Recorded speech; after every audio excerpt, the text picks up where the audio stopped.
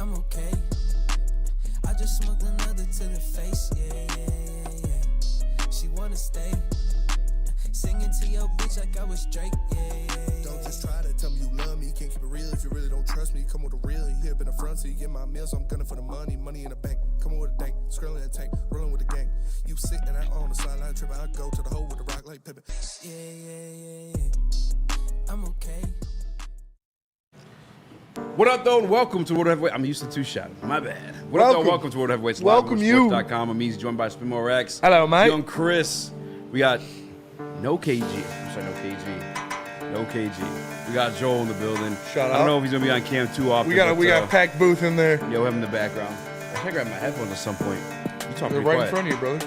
Oh, good looks. Good looks. We also have the return of Caleb. What's going on, John? Sastafer, how you doing? The bringer of Doing pizza. great. Sastafer. I like that. The beat is hard as hell. This is a choff beat, probably. Yeah, no, this beat I don't hard as even shit. that was just I can't hear it. I can't hear it. Sounds like a Detroit beat. Detroit Lions preseason is officially started. It took place last night. The Giants got a W, and in true New York fashion, because they're scumbags, they celebrate with a kid. Play the video, Chris. This is crazy. Here he is. I was just at the end. I mean, he had started at the beginning of the inning. Hell yeah, kid. On national television. I like it. Paced Well, first of all, himself. kid, you're a fucking loser. Learn how to chug, all right? Okay, hold on. He's a kid. He's a loser. That's what he is. He's learning the process. Well, What are he you needs doing to right learn faster. If you're going to be on the big stage, you better know how to chug. If that was my son, I'd be disappointed. now? He's a kid. What do you mean? If you got the balls to do it on the Jumbotron, If your you better son- be able to do it. If your Spenny's son right. was chugging a brewski on the Jumbotron in New York, you'd be disappointed. If he was chugging that slow, yes, I would. My lord. I agree. Yeah, All I right. mean, you got to get after it Yeah. if you're going to be on the big screen. If I don't you care how guys old have you are. kids, Uncle Easy's coming over, and I'm making them chug. All right. See what they got. Yeah. That's fine. That's I fine. can guarantee you'll chug faster than that. Yeah, my kid will be chugging out of the womb faster than that. He'll be on that nipple. Like, I don't know if that's how you practice. I mean, you got to start somewhere. Put whiskey on baby's gums. It's true. So they, Stop him from crying. Yeah. My sister, I don't know how old she was, but my stepdad left like a whole pint of Jack Daniels on the counter. Oh, hell yeah. She just chugged it. Damn. Like just yeah. She died? And like 2 seconds later, she puked all Oh, the yeah. entire kitchen floor. We lived in an apartment, so it was an entire little square of kitchen puke Hell yeah. everywhere. It was gross. Yeah, it's my life story. Thank you guys for watching. Before we go into anything serious, I do want to get the other stupid topic out of the way. Last night, I come home. Holly got. Skunk right in the face. Yeah. Yeah, I guess like there's been a family of skunks around my house, and we've been cool with them, you know, living in peace. But now is personal. She got her right in the face. My dad washed her with like baking soda and vinegar and peroxide, I guess is what you're supposed to do. And so she didn't really smell that bad, except he didn't want to rub it in her face because you don't want to get that in her eyes. So her face smells like dog shit. But now we're arming ourselves. We're on Amazon. We're buying headlamps. We're buying Absolutely. pellet guns.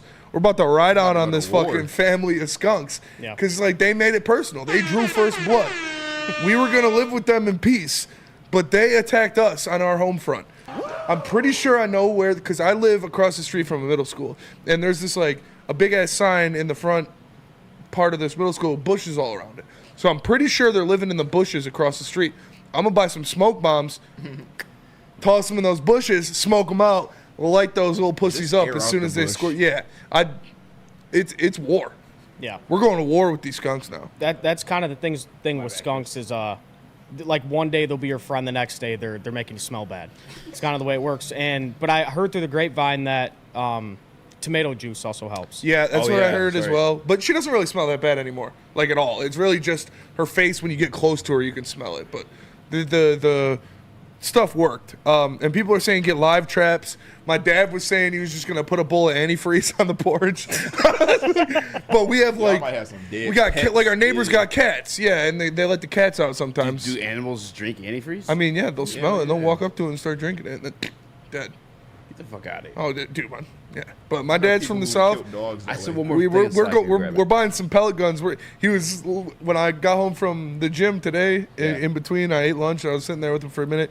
He was scrolling Amazon. He found this like revolver with like CO2 powered pellets he put in there. I was like, dude, that's badass. I know your dad's like from the South too, because his government is Danny. It's Danny on Not his even person. Daniel, No, it's it's Danny. Danny Ray. Danny Ray. Danny Ray. Yeah.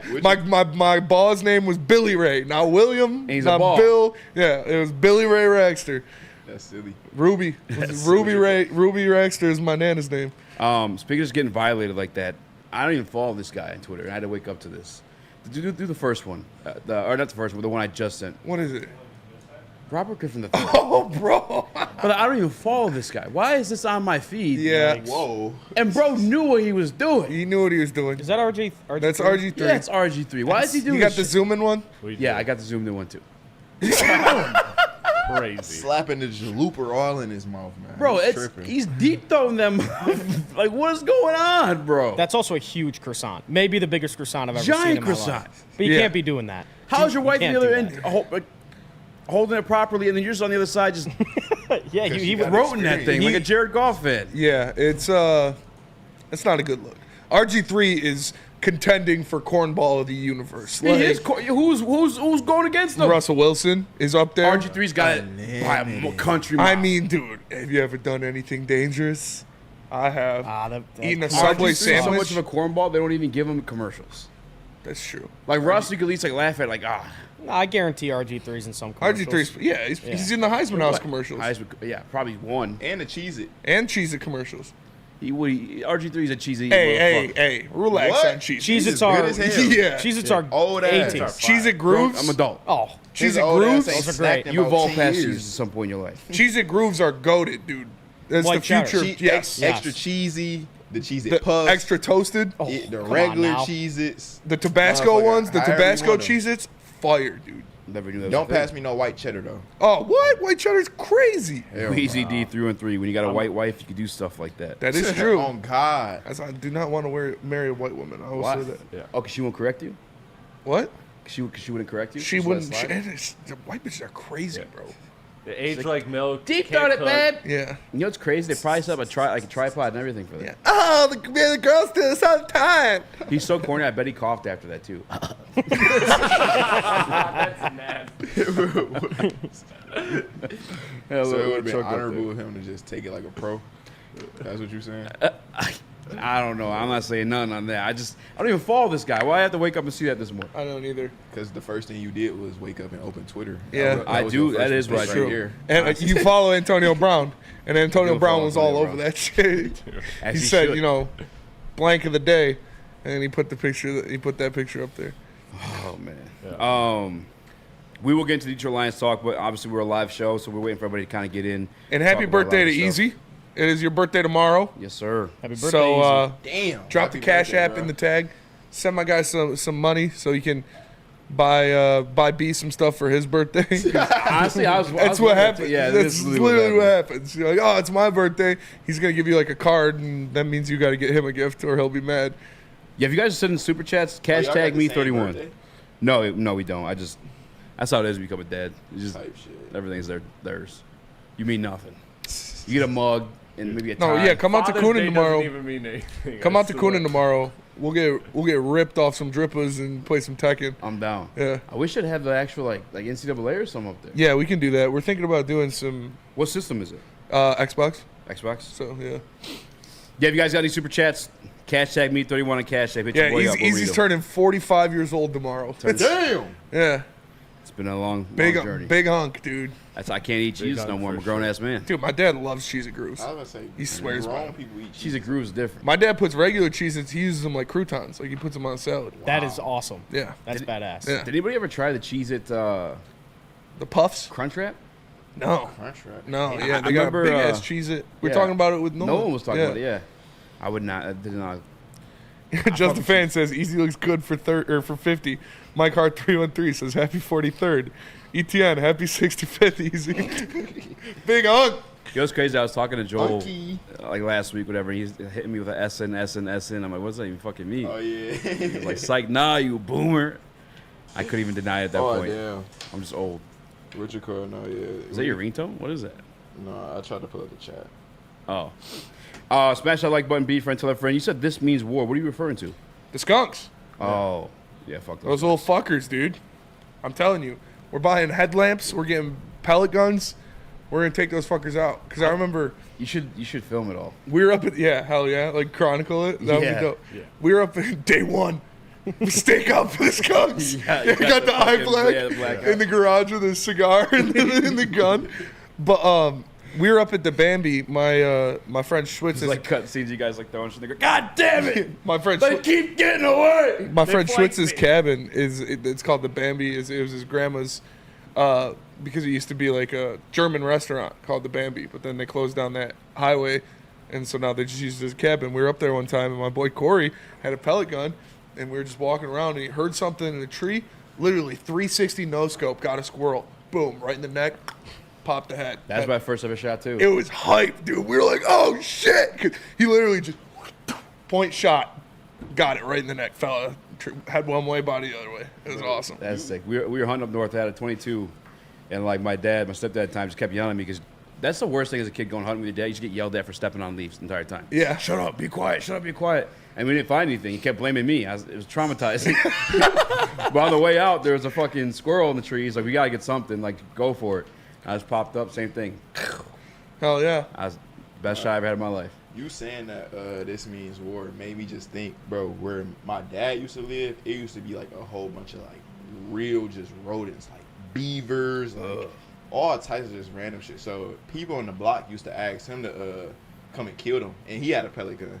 So he would come in like really, like he shot like a couple beavers like literally dead right in between their eyes. Hell yeah. He was he was the neighborhood pest control. Damn near Rambo. Yeah, the Hat and Beard show says, Spenny, it's technically a crime to shoot pellet guns in most townships in Michigan. Well, you know what? We've been writing goddamn letters and emails to the city and telling them these fucking skunks are all over the place and they're getting a little ballsy. They're sitting in the front yard. They're acting like they own the place. We've been writing letters. Hey, come out here, get rid of these things. No response. Now my dog gets sprayed in the face. Crazy, 'cause the mayor lives like down the road like 2 blocks away. I'm about to trap one of them and just put it on his front porch. You should. I don't give a fuck. Yeah. I was going to put the dead one there, but you probably go to jail or something. My dog drew first blood. The skunks drew first blood. I don't play that shit with my dog. Yeah. Real quick, actually, we'll get to it when we get back. Detroit Lions preseason game versus New York Giants. Welcome, guys. Come in, smash that like button, be a friend, tell a friend. You're moving from your house because you have skunks. Hit up my guy Mark White, because right now he can save you up to $5,000 in the closing cost of your new home. That's right, $5,000. Give him a call at 248-290-8242. Visit him at markwhitesells.com. That's 248-290-8242. Visit him again at markwhitesells.com. Ooh, a crossbow would be cool. That's really expensive. Love Woodward Sports? Love wearing clothes? Then you should be wearing Woodward Sports clothes. Check out our full line of merch at woodwardsports.com. Just click on shop. We have all your favorite designs, like Dan Campbell kneecaps, Woodward golf, and of course, our own logoed out merchandise. Men, women, infants, kids all love Woodward Sports. Impress your friends. Impress your boss. Impress your dog. Buy Woodward Sports merch today.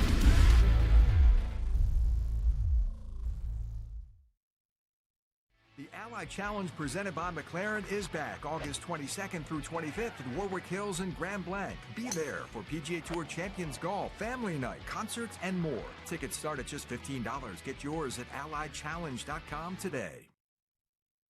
At Planet Fitness, you can get everything you need for just $1 down. Try out Planet Fitness and dang, they got lots of equipment. Not me getting a Planet Fitness membership just for the 24-hour perk. Hey, y'all better get on these free fitness training sessions from Planet Fitness. Did y'all know that the PF app has workouts you can do at home? Cheapest therapy I can find is Planet Fitness. Join Planet Fitness today and get everything you need for just $1 down. $15 a month, cancel anytime. Deal ends Thursday, July 18th. Attention sports fans, don't miss out on expert sports injury insights with Dr. Jeff Pierce of Michigan Sports and Spine. Join Dr. Pierce every Tuesday during Big D Energy and Thursdays during Ermanni and Edwards, where he offers top-notch injury advice. Trust the guy the T-Mac trusts. Dr. Jeff Pierce is here to keep you in the game and performing at your best. For more information, visit MichiganSportsandSpine.com or call 248-426-9944. What up, though? Welcome back to World Heavyweights Live on WorldSports.com. I'm Easy, joined by Mo Rex. What up, though? Chris, we got Joel in the building. Caleb, the bringer of pizza. See, you got a new nickname. You brought some pizza. Yeah, but that one doesn't flow as Caleb well. the colorblind is way cooler. It is. It's cooler. You like it? I not necessarily like it, but it flows. It flows better. Yeah. It's better than Microwave Boy. Yeah, he hates that, by the way. I don't know why. Yeah. I don't think he hates it. I think he hates the boy. Called Microwave. Yeah, Microwave Boy. The boy. Oh, I've never heard you guys call him that. Yeah, we call him Microwave Boy. He got Yikes. upset. Yeah, you call a grown man a boy, they're gonna be pretty upset about that. Yes. You know what I was pretty upset about, Caleb? I'm upset. When you compare Josh Pascal. Look, I bad take, but I will stand on that. Josh Pascal has a lot to prove. I can't believe he wasn't suited up yesterday. Obviously, I can't. He don't got out proving he's not suited up. He does have a lot to prove. To you? To a lot of people. To you? So you think Josh Pascal is it? How he doesn't make that big of an impact on this defense? I would like to see him have some more reps in preseason, especially. And yeah, I mean, I guess he's been good in camp because he wasn't suited up. But bad take that Betts had a better chance to make. I think if John Kaminsky wasn't hurt, Josh Pascal would have played last night. I think that's fair. Yes, because that's what I was saying too. Like the Kaminsky injury almost locked a guy like Pascal into a roster spot essentially. I think he was locked into a roster spot regardless, but it definitely gave him a bigger role. Like I said, I think Kaminsky, because we broke it down yesterday, Kaminsky had more snaps, more numbers than Pascal did last year. And I think they play a very similar role of those tweener, can play edge, can play inside, can do a lot of different things. They're never a guy that's actually going to get to the quarterback. It's more so in there to hold gaps. To hold gaps, to fill some things up, maybe get a sack here or there, maybe get your hand on a quarterback. But it's more to just be a big body that is seal the edge. Good at all different aspects. They can rush the passer a little bit. They're also very good in the run game. I think Kaminsky being out kind of prop Josh Pascal up a little bit more. Not like a whole lot, but a little bit more. To where if Kaminsky wasn't hurt and was suited and ready to go, maybe Josh Pascal suits up yesterday. Yeah, I don't know. I think Pascal's been healthy, a part of the rotation. When healthy, health has been an issue for him. So is his role going to be this year a run down end? Like is that like a first down end? Because he's going to play 3T, he'll play edge, yeah. But 3-tech, I don't think Lee McNeil leaves the field often. He won't, but he will. I mean, you gotta rotate. You want to leave guys. him in there, but yeah, they rotate. It's a healthy rotation. You got to rotate those big fellas. It'd be the same role he always had. I expect him to be better. So what do they call it? The NASCAR package? Terrell Williams. My God, bro. Terrell Williams even the loves second, Josh third, Pascal. and fourth, even those guys were getting after it. He is truly a difference maker. And we sat out, like you said, Pascal, who's not even going to be starting on the team. We set out a lot of this defensive line. They were still getting after the quarterback last night. As with, I also want to give credit to the linebacking core and Kelvin Shepard, because they sat out their first and second string linebackers. The only guy who might actually see minutes at the linebacker position that played last night was Germ. Oh. And they looked pretty good. They were in the spots. They made that one big touchdown run was because Mekhi Wingo tried to over-pursue and opened up a hole between him and Brandon Joseph. But the linebackers looked solid. Calvin Shepard is one of the best defensive assistants in the NFL. This guy's going to get a head coaching – eventually a head coaching spot, but he's going to get a DC look pretty soon. And I'm happy with what he's doing with his linebacking core because they were running 4, 5, 6 guys out there that nobody had even heard of that are making plays. Yeah, that's the first thing. Especially in the first quarter, I thought they played really well. They were, like you said, they were in the right spots. They were good in pass coverage. Nothing was really open over the middle, and nothing was really open at all. I know we'll get into it, but Arnold and Raxter, those first couple drives, nothing was there. But I thought they tackled well, especially in the rain. That's not an easy thing to do. I was really impressed with the linebacking crew for the first quarter and a half. After a while, it got a little bit sloppy, but I'm really impressed. Yeah, I mean, just real quick, maybe I should save this one for that actual segment. We do have it coming up here. Or we do the grades. We're kind of already talking about the defense. Fuck it. Isaac Owuku. Another guy, Terrell Williams, giving him credit for it too, but this guy, he looked damn good last night. He did look good. He looked ferocious. He looked aggressive off the point of attack. Good hands, good body control, repeatedly getting into the backfield and getting pressure. You like to see that a lot. Excuse me. Like you said, you can never have enough depth at the defensive line. You love rotating guys, putting guys with fresh legs in there. And, this is a guy fighting for a roster spot. This is a guy I'm after one preseason game, I'm going to say I don't think Matthew Betts makes this team. I don't. Oh, he's definitely not, he didn't do anything. If you don't do anything in the first preseason game, you're not going to do anything in the second or third when more guys start actually getting snaps. Welcome to the club. Yeah. Now, he had one play where you saw him. He didn't do much, but you saw him, and it's on that screenplay. But then Malik Jefferson ran up and tackled the guy, beat him to the running back, and sacked him like a tackled him like a sack of potatoes, and tossed him. You want to say something? Yeah, I was just gonna say he was kind of a non-factor yesterday. We never really saw him in the backfield, anything. I think it said he deflected 2 passes. I don't remember those specific plays, but it was kind of when you texted in the group chat, like, what, did I miss Betts? I was like, shit. Like, that's kind of a guy I was trying to keep my eye on, but didn't really see much of him yesterday. Yeah, I was trying to make sure before I said something stupid because I was going to troll the Betts clan that would, hyping him up and he's going to do this, he's going to do that because I didn't notice him last night. And I didn't know if I just wasn't paying attention or not. Yeah. Did you see him? Oh, you got to mute yourself. My bad. I should have waited. I had to wiggle around, but what you call it? Kyle. I just told him I didn't even watch the game past this first drive of the second quarter because once I saw they brought out Nate Sutfield Steele in the second quarter, man, I started just playing Road to Glory. Man, I almost tapped out. Yeah, no, it was raining. It was a preseason game against the Giants. No starters that really played. I was like, I love the Lions, but I ain't gonna lie, I love football, but I don't love it that much. Keys to Wisdom says Betts will need to be a special team guy to make this team. I agree, and I don't think that's going to happen. Yeah, we're stacked at special teams. Look at those linebackers. Yeah. Look at those linebackers that were playing yesterday.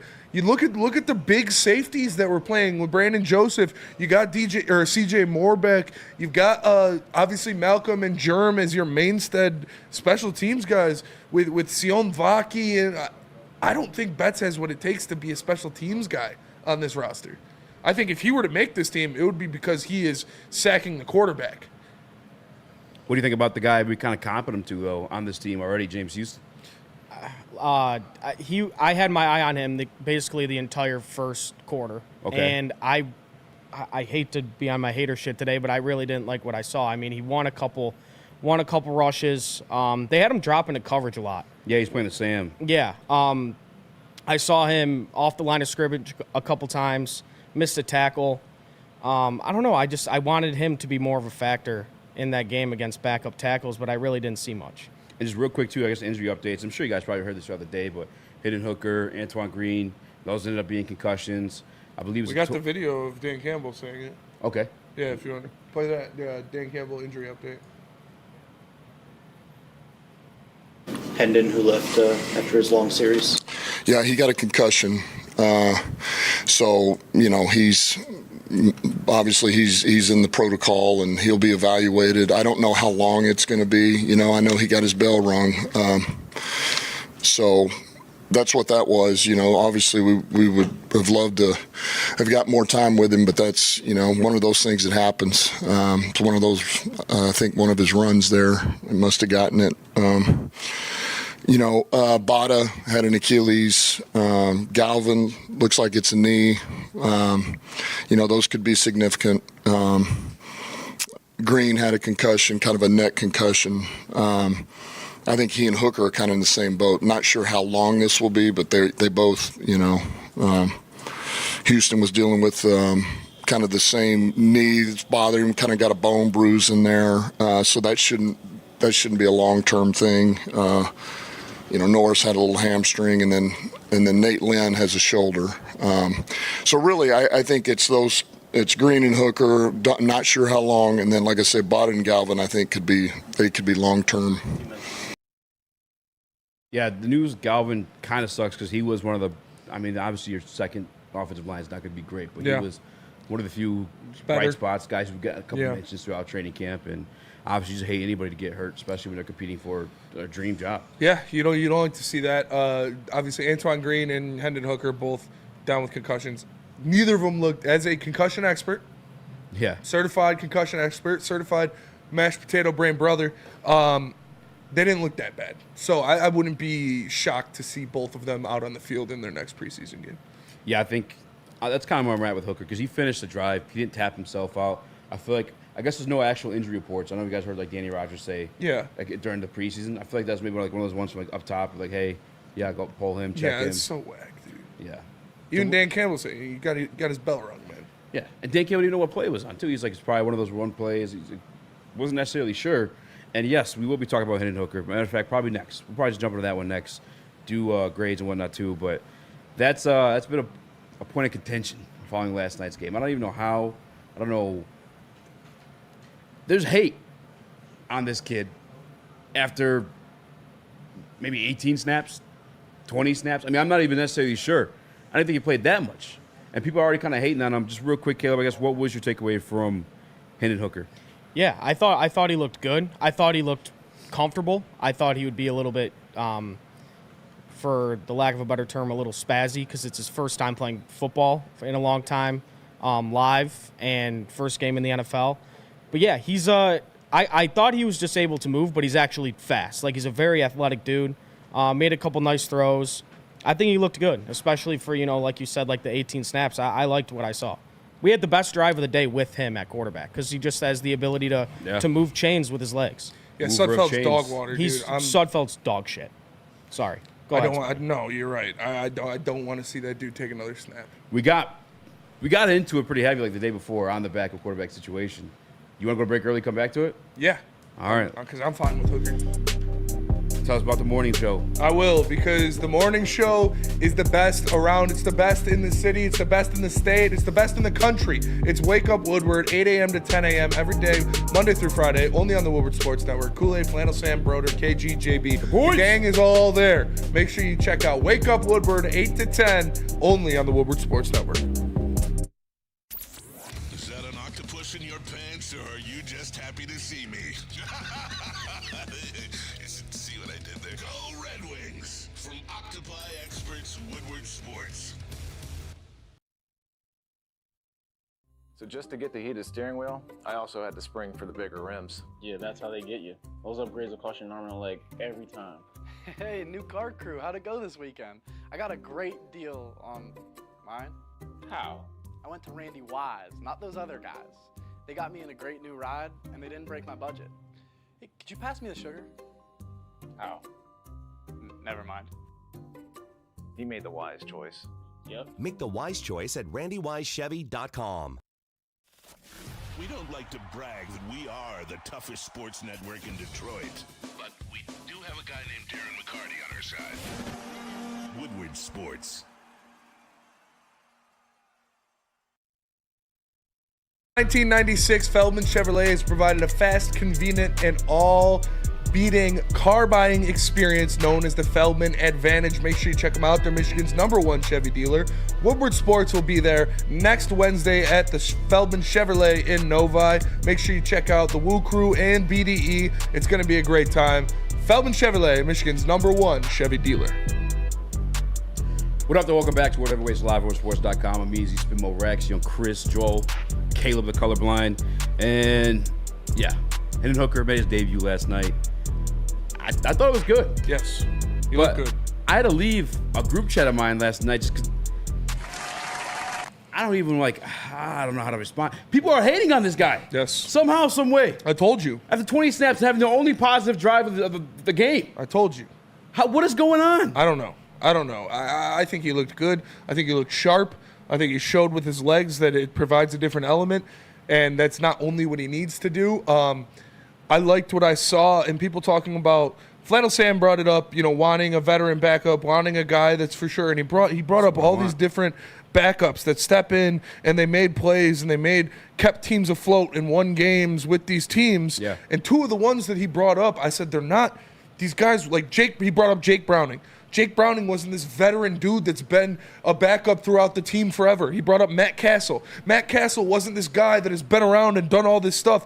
When you bring up a dude that's been in the organization and you put him on a top-tier offense, he's going to look good. I have the utmost faith that Hendon Hooker would be able to win you a game if Jared Goff has to miss a week because of an ankle roll or a broken rib or something like that. Knock on wood. If it comes down to it, you see him out there, you put him with the best offensive line in football, you put him with a top 5 wide receiver, a top 3 tight end, the best rushing duo in the NFL, he is going to look a lot better. Just like Matt Castle, when he had to fill in for Brady and they won like 11 games, it wasn't because Matt Castle is this great veteran-tested quarterback. It was because he was in the offensive scheme throwing balls to Rob Gronkowski, Aaron Hernandez, and Danny Amendola. Like when you're put into a fantastic offense that you're already comfortable with, that you know, and you are a quarterback who can execute, you can do that. I have faith that Hendon Hooker would be able to execute on the level of a Matt Castle or a Jake Browning or any of those other guys we saw go in that weren't battle tested by any means, but were put in a great scenario and only had to win a game or two. And pray to God it doesn't come to that. Pray to God we never have to see that happen, because I want Jared Goff to start every single game this year. But if it comes down to it, I have the faith that Hendon Hooker will be able to win you a game in this best offense in the NFL. I think that part was definitely clearly defined between the two of them, between Nate Sudfeld and Hendon Hooker. Like, Nate Sudfeld's a guy who's just going to throw to whoever's open. And you could give him the rain excuse if you guys are looking to give Nate Sudfeld an excuse, but we've also seen him do this multiple times now. He's doing multiple teams, giving you this same type of performance. I had an argument with my guy Dos Dion last night because we went live after the game, and I don't understand what you're hanging on to when it comes to Nate Sudfeld. And Dion may be the only one in that camp, so I'm not trying to, I guess, go on a spiel about that one, but what Hendon Hooker has is the ability to make a play, the will to make the play, and that's going to help you carry 2 to 3 games. Am I confident in it, though, this season, during a Super Bowl run? Hell no. And you absolutely should be looking to sign a veteran quarterback. Even if you decide Hendon Hooker's your QB2 in that situation, that veteran quarterback is in his ear. That veteran quarterback works as a veteran quarterback guy with actual NFL experience, NFL snaps, starting NFL games, not just a guy who's been a backup. Matt Castle, I think he had 3-4 years under center or as a QB2 before he went in there. Jake Browning, I don't know what his situation was. He probably was, I know he bounced around. He's another team last year. Who did he beat? He was talking shit to the Vikings, wasn't it? Jake Browning was? He got cut from him that year or the year previously, but still a little bit more experience. Hooker still needs development. And whether he's getting the development on the sidelines, I want it to be next to a veteran quarterback. Mark Brunell in game is going to be working with Jared Goff, because that's the guy working in game to win a game while you're trying to make the playoffs and win a Super Bowl. So when Jared Goff comes off the field, Mark Brunell's going to be right there with the tablet. Hey, you missed this and this. Hey, I think you need to work on this. Yaze blase. Hendon Hooker, give another veteran guy in his ear so he can help learn along the process. I said it Wednesday, I believe it was. We talked about Teddy Bridgewater, the way he's helped J-Mo, the way he helped Hooker, I guess, to a certain extent. And he's still a first-year quarterback, but I would just feel more comfortable with a veteran guy in the locker room. Whether Hooker's starting over him or whether he's behind him, I just think it's the move to make. If they're going to keep 3 quarterbacks in this team. I'm telling you right now. Yeah. And the third one cannot be Nate Sudfeld. It cannot be Nate Sudfeld, and I don't think it will be Nate Sudfeld. And Jake Browning had not played an NFL snap before last year. Yeah. Matt Castle had a total of 24 NFL passes before he started 16 games. But still, 3-4 years worth of preseason before that moment. He's been in the system for a year. He's been around this team for a year. He's been around this coaching staff for a year. He's had the playbook. He's been doing different stuff at practice. He's been doing all this stuff. I have faith in him that if it comes down to it, it would be able to. If you're saying bring somebody in instead of Sudfeld, yeah, I'm fine with that. If you're saying pay for Tannehill because we broke it down yesterday. Pay for Tannehill 100%. So you're paying $15 million to bring in Tannehill to be your backup. $15 million. But if it is $15 million, I still would actually consider it, yes. And Dan Campbell has a prior relationship with Ryan Tannehill from the Miami days. But again, Ryan Tannehill has been on record saying he isn't here to teach anybody. For sure. So if your whole thing is to bring in a guy to talk to him, that's not going to be the situation. You don't think so? Now he's just turned a new leaf and he's just man Tannehill now? It's definitely a difference. It's not where he's competing and fighting for his life. It's not that type of a situation. Here, he's kind of brought in to be a backup regardless. I think if Tannehill goes anywhere, it's going to be somewhere where he could win the starting spot. I'm sure that's probably what he prefers, yeah. But if Dan Campbell can get in the ear of him, I 100% would love a Ryan Tannehill. I mean, if you're going to bring a veteran presence to be in the ear of Hendon Hooker, again, even if he ends up being your QB2, who better than Ryan Tannehill, another guy who's somewhat mobile, had playoff success, had NFL success, at least NFL reps. That's all I'm asking for. Because, again, they're keeping 3 QBs. You may have faith in Hendon Hooker. I don't believe that they do. And I think that's just a smart thing to do. You don't believe that the coaching staff does? I don't believe they do. No, not as QB2. What do you mean what's changed? He's a first-year quarterback. He's going to have to go through development. They're on the process of like contending for a Super Bowl. They're not going to leave the hands. And I love Hendon Hooker, and I still have high hope in Hendon Hooker. I don't think anyone should be taken away that I doubt him at all. But you're not going to leave your Super Bowl contention in his hands at this moment. So if they go into the season with Hendon Hooker and Nate Sudfeld as their quarterbacks, I'd be disappointed. I wouldn't. I'd be for the Sudfeld part. Sudfeld cannot be the third quarterback on this team. I mean, though, can we think about what happened in our division last year? Like, just address this problem when you need to. The Vikings with Kirk Cousins, like, they unfortunately Kirk Cousins went down for the rest of the year, and they did a rotation. They had to go pick up quarterbacks. Like, I'd rather wait till it is a problem than spend the money that it would cost to bring Tannehill in now. And who's to say if Tannehill doesn't get another job anywhere that, say, the worst happens again, knock on wood, and the Lions need a quarterback, that is now a starting job that is available. That starting job that he was looking for. I don't see it right now. To me, the primary focus should be on keeping that cap space to utilize, whether it is another receiver. Brother, we have like the third most cap space in the league. And to be honest with you, like I could totally understand the Dobbs situation, but they didn't have a young quarterback that they're trying to develop. We do. Yeah. Give him a veteran guy in the locker room. Give him a veteran voice to be next to him on the sideline. I don't think they're worried about that. I don't think they're worried about developing Hendon Hooker. I think they're worried about winning a Super Bowl. That's definitely part of it. Like, if you're going to bring in a guy, Nate Sudfeld just doesn't. All due respect to you, bud.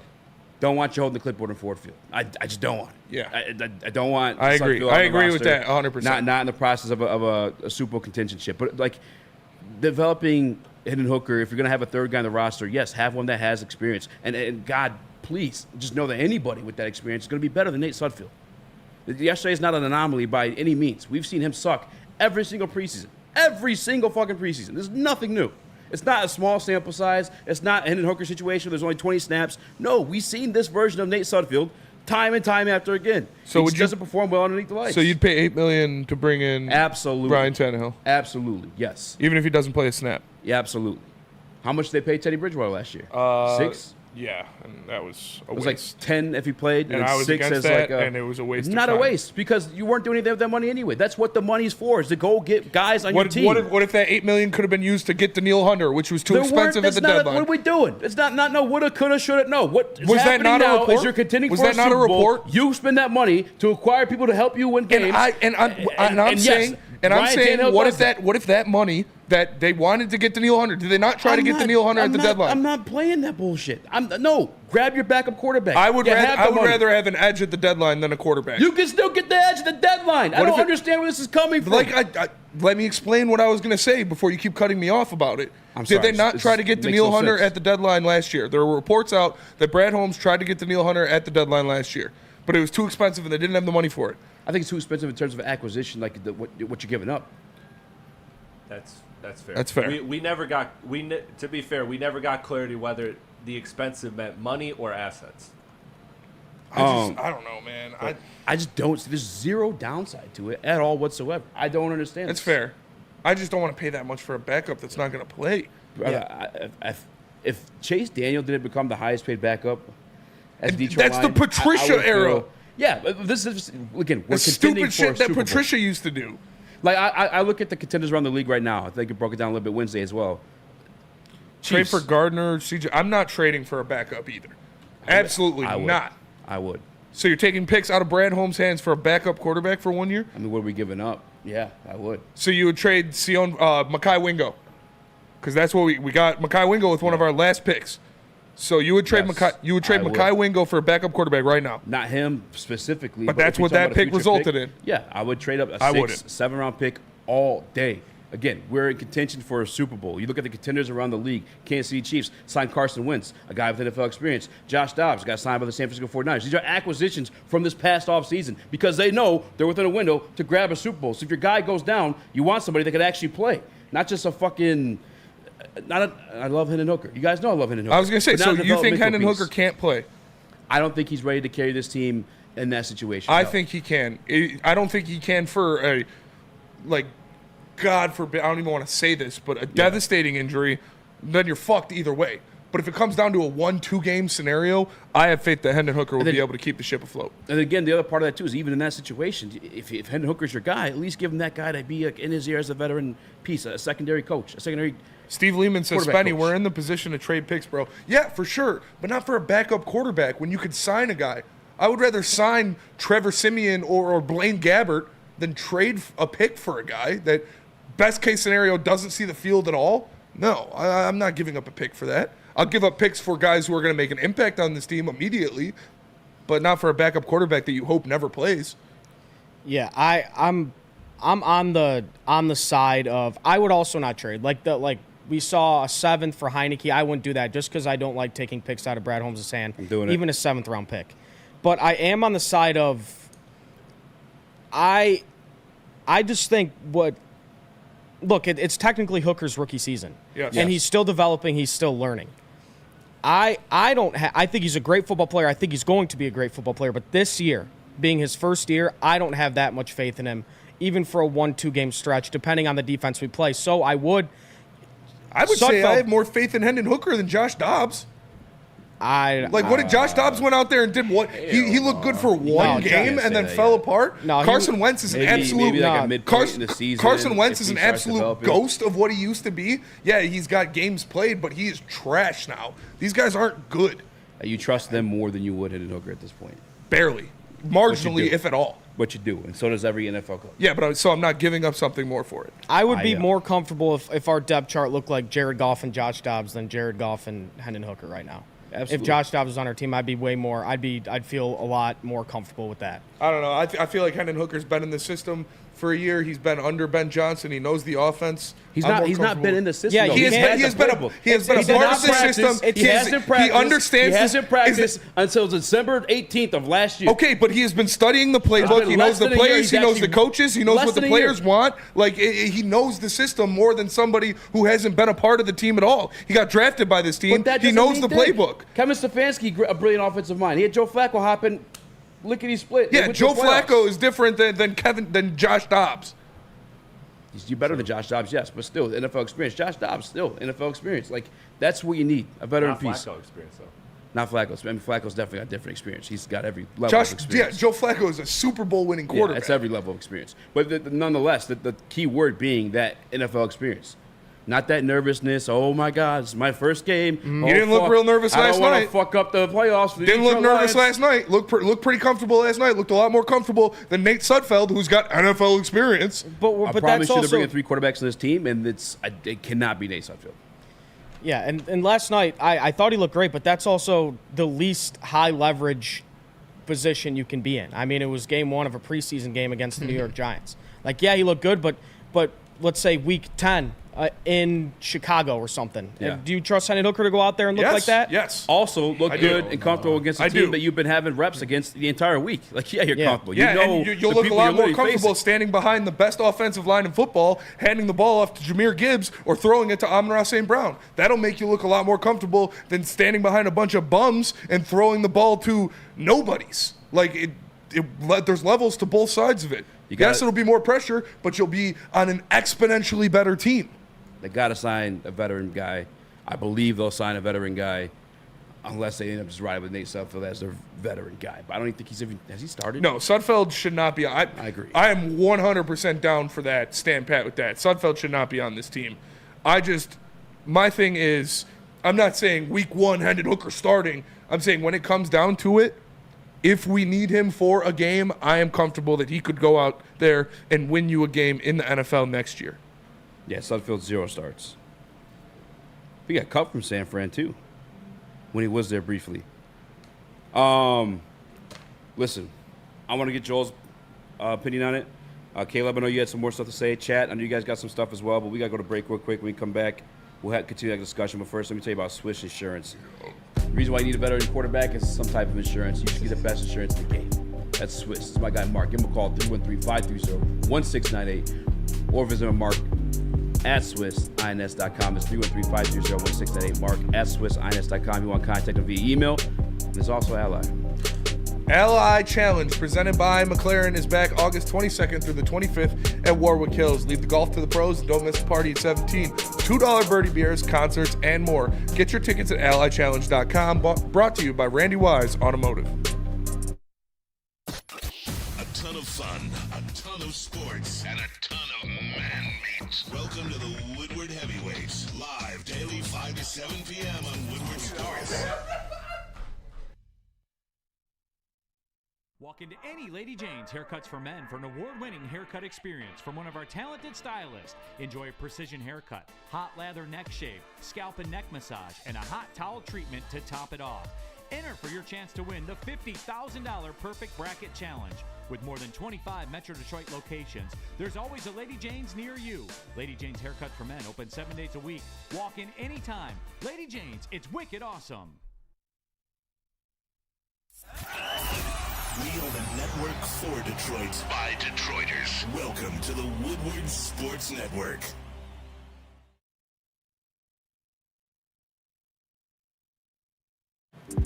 It's the Randy Wise Celebrity Golf Tour, guys. Scan the QR code, grab your celebrities and golf clubs, and head on down to the Randy Wise Celebrity Golf Tour, guys. All you have to do to be on the same golf course is Braylon Edwards on the University of Michigan golf course, where the cheaters and best. Scan the QR code above and join our foursome. It's Randy Wise Automotive Team Celebrity Golf Tour. Cheaters, liars, and best. Cheaters, liars, and best.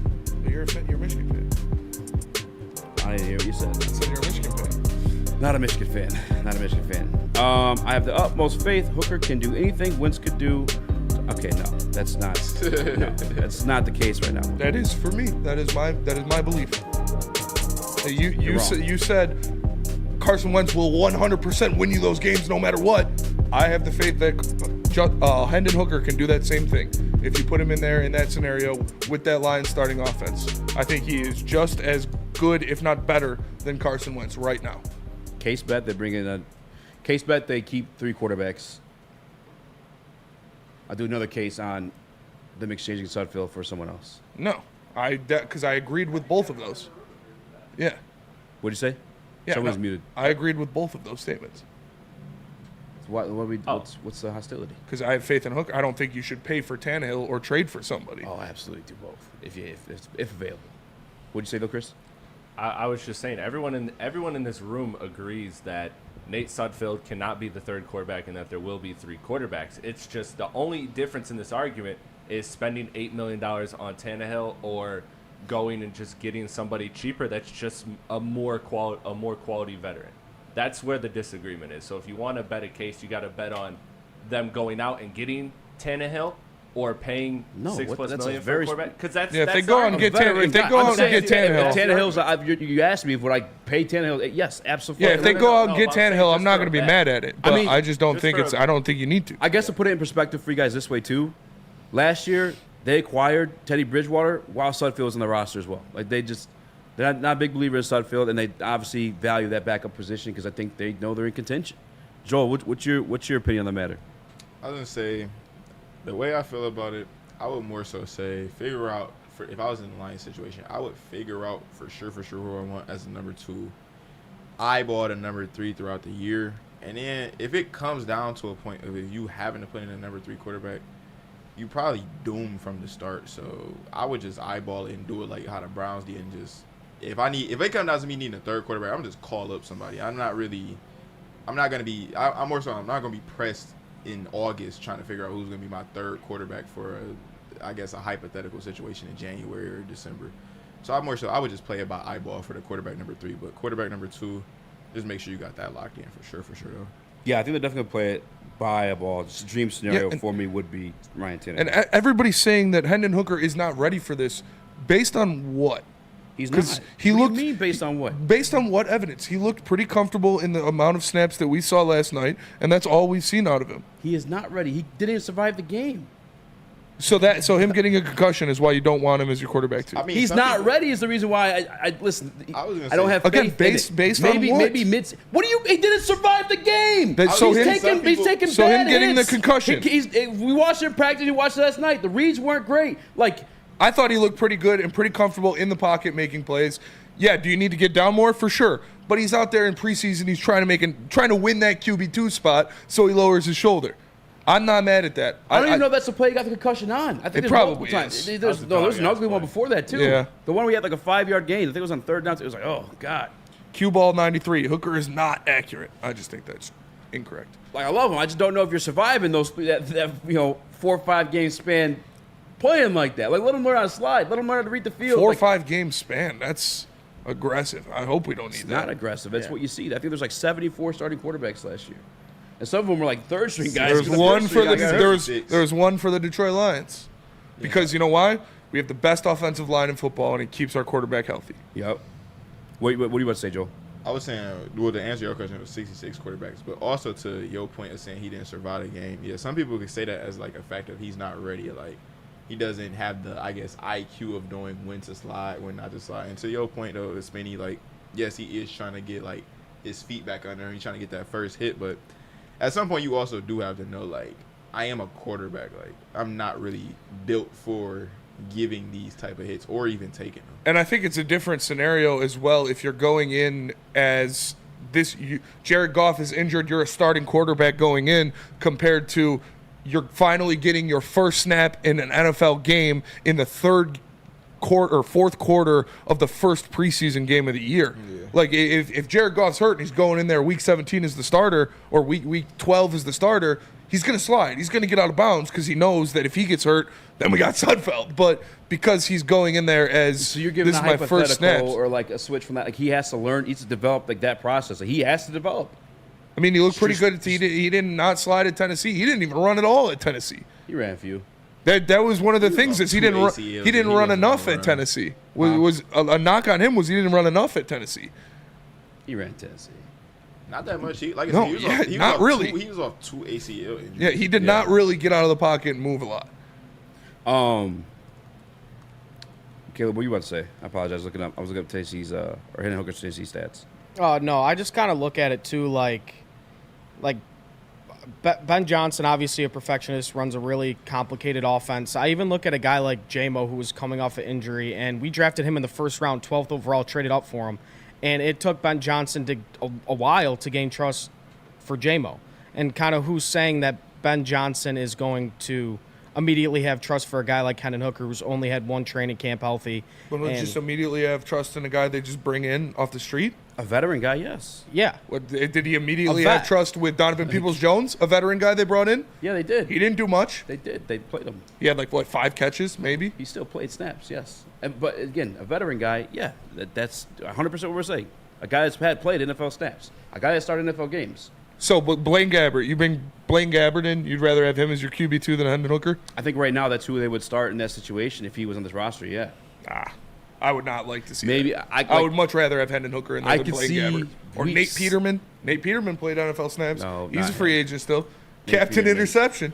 He shouldn't be in the NFL at all. Because literally it's Trevor Siemian, it's pay Tannehill $10 million or Trevor Siemian. I don't know if what's his name makes the roster over there down there in Atlanta. Heineke. I don't know if you have. I think Heineke makes the roster. I don't know if he makes the roster. They got Michael Penix as well. I don't think they're in a situation where they have to keep 3 quarterbacks. But you can because you can have that emergency quarterback. Yeah, but because the Lions. Well, you can grab them. We can grab their emergency quarterback because it's a practice squad. You can just snag him. Yeah, they'd have to activate him on the roster for them to keep him. Caleb, you were still talking. I apologize. No, that was it. Yeah.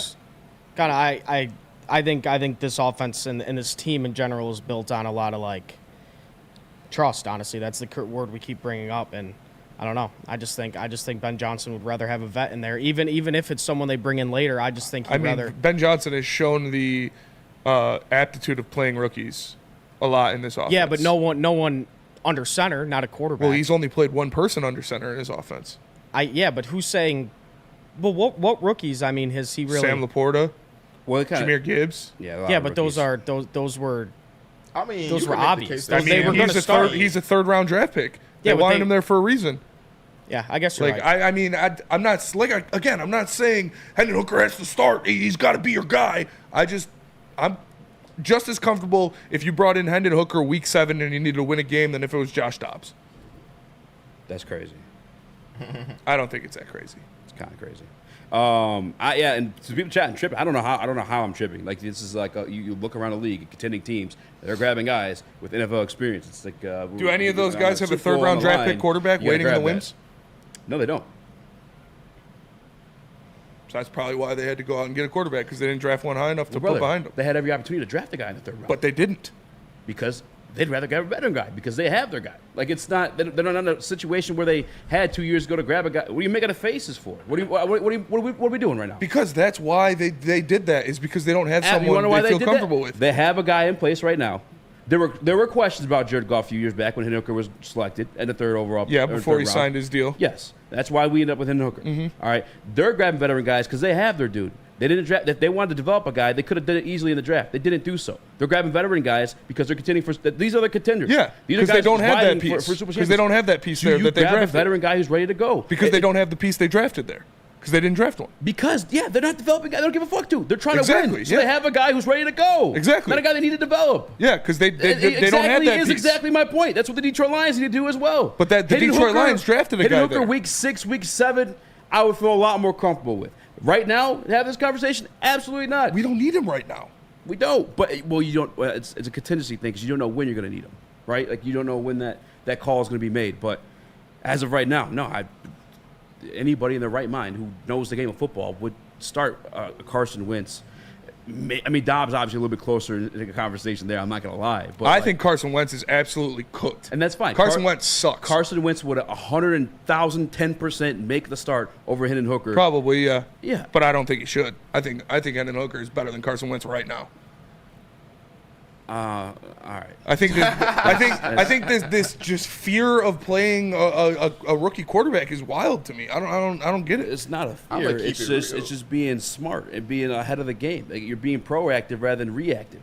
I'm gonna keep it real. When I watched Hendon Hooker in college, I said I didn't think he was gonna be a first-round quarterback. I said he'd be one of those quarterbacks that you mock him all throughout the draft as a first-round quarterback. But when it comes down to really put the wax down, when the draft comes, I probably figured he probably was gonna go like second round, third round anyway. Like, it's more so with him. It was the fact that he was coming in. He was the great year he had at Tennessee was his 5th year, and it's off like 2 ACL injuries. So that's more so. I'm not really believing in that too much, and I don't really think any other GMs would be like, that's more so a project. That's how I look at him. I don't know. He is, and that's why you grab that veteran guy just in case. Yeah, I don't think and he's to help that him much along of the a way as project. well. He is a project. I mean, that's his third-round quarterback. That's a project. But he would have been a first-round quarterback if he didn't tear his ACL. He would have won the Heisman. He would have been a first-round pick if he didn't tear his ACL. I don't even remember who won the Heisman that year.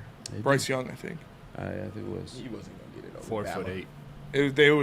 It would have been a runaway Heisman victory for Hendon Hooker, and he would have been a first-round quarterback if he didn't tear his ACL.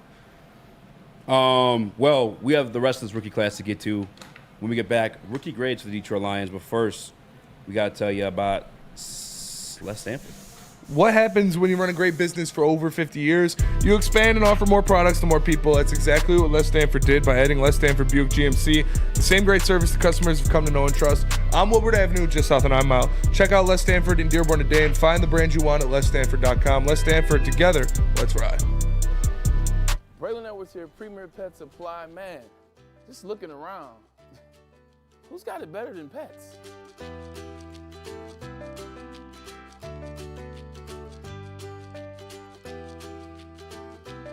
Come on, a baby stroller for Coda?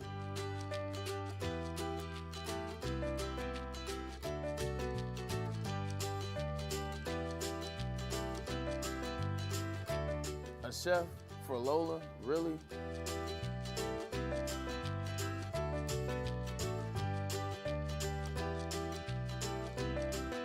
You don't have to tell me who the real boss here is. Who's got it better than pets?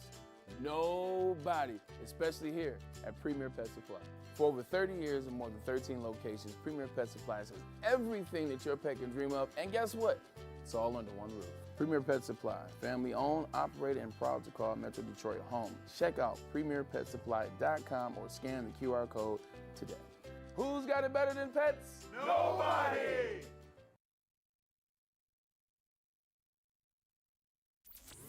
that an octopus in your pants, or are you just happy to see me? See what I did there? Go Red Wings! From Octopi Experts, Woodward Sports.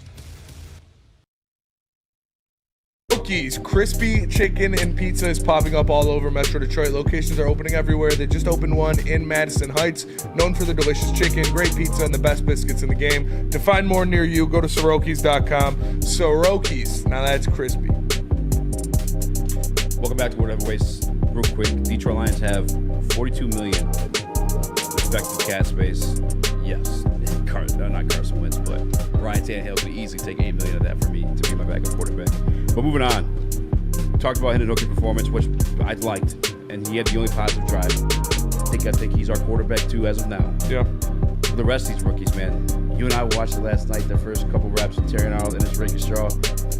I'd say we're giving out B+ or A. I'm giving out A's to both of them, to Terrion Arnold and to Ennis Rakestraw. You look at these guys, and they weren't going up against bum New York Giants wide receivers. No. Like, they were going up against Malik Neighbors and Jalen Hyatt, who are probably going to be wide receiver 1 and 2 for the New York Giants this year. So seeing them go out there, seeing them stay in the hip pocket of these guys for a majority of the snaps, it was fun to watch. I know I was watching Terrion on a lot of them. You were watching Ennis on a lot of them. Yeah. It was fun to see these guys just stick to two very good young receivers. Like, say what you want about the Giants, say what you want about Daniel Jones.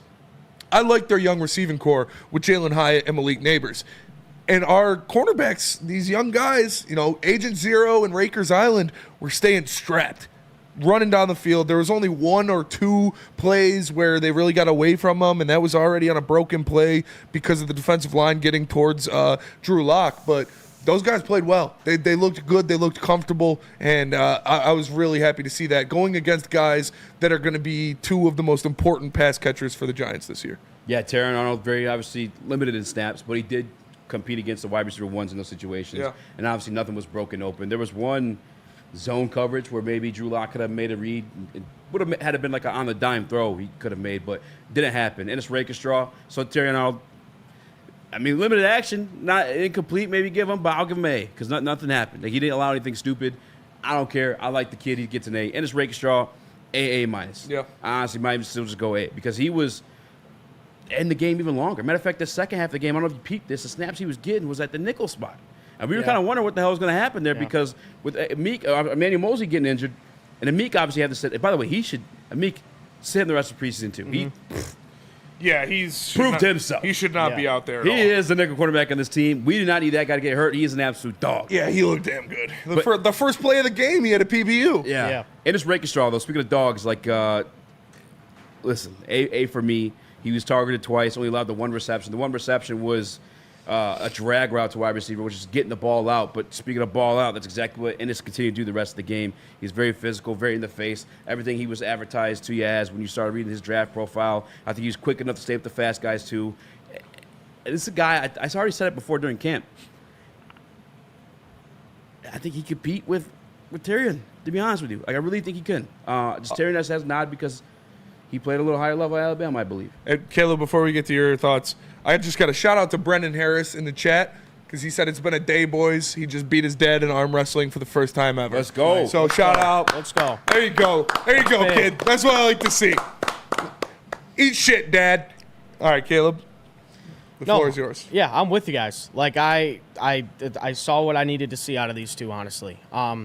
If you watched Rakestraw a little bit, he tried to get a little bit too aggressive at the line and let some receivers behind him. But, that stuff's going to happen. That stuff he's going to work on. I really liked what I saw. And you brought up Amik Robertson. Yeah, he should be in a sweatshirt for the next 2 games. He should not be playing. He absolutely showed why he's going to be the starting nickel. Like, I think that's pretty obvious right now. Yeah, Meek's a dog. And we're going to talk about Meek and the rest of his defense a little bit later on the show, but to continue on the rookie grades. The next pick after that in the draft class was Giovanni Manu, which... C+, C-.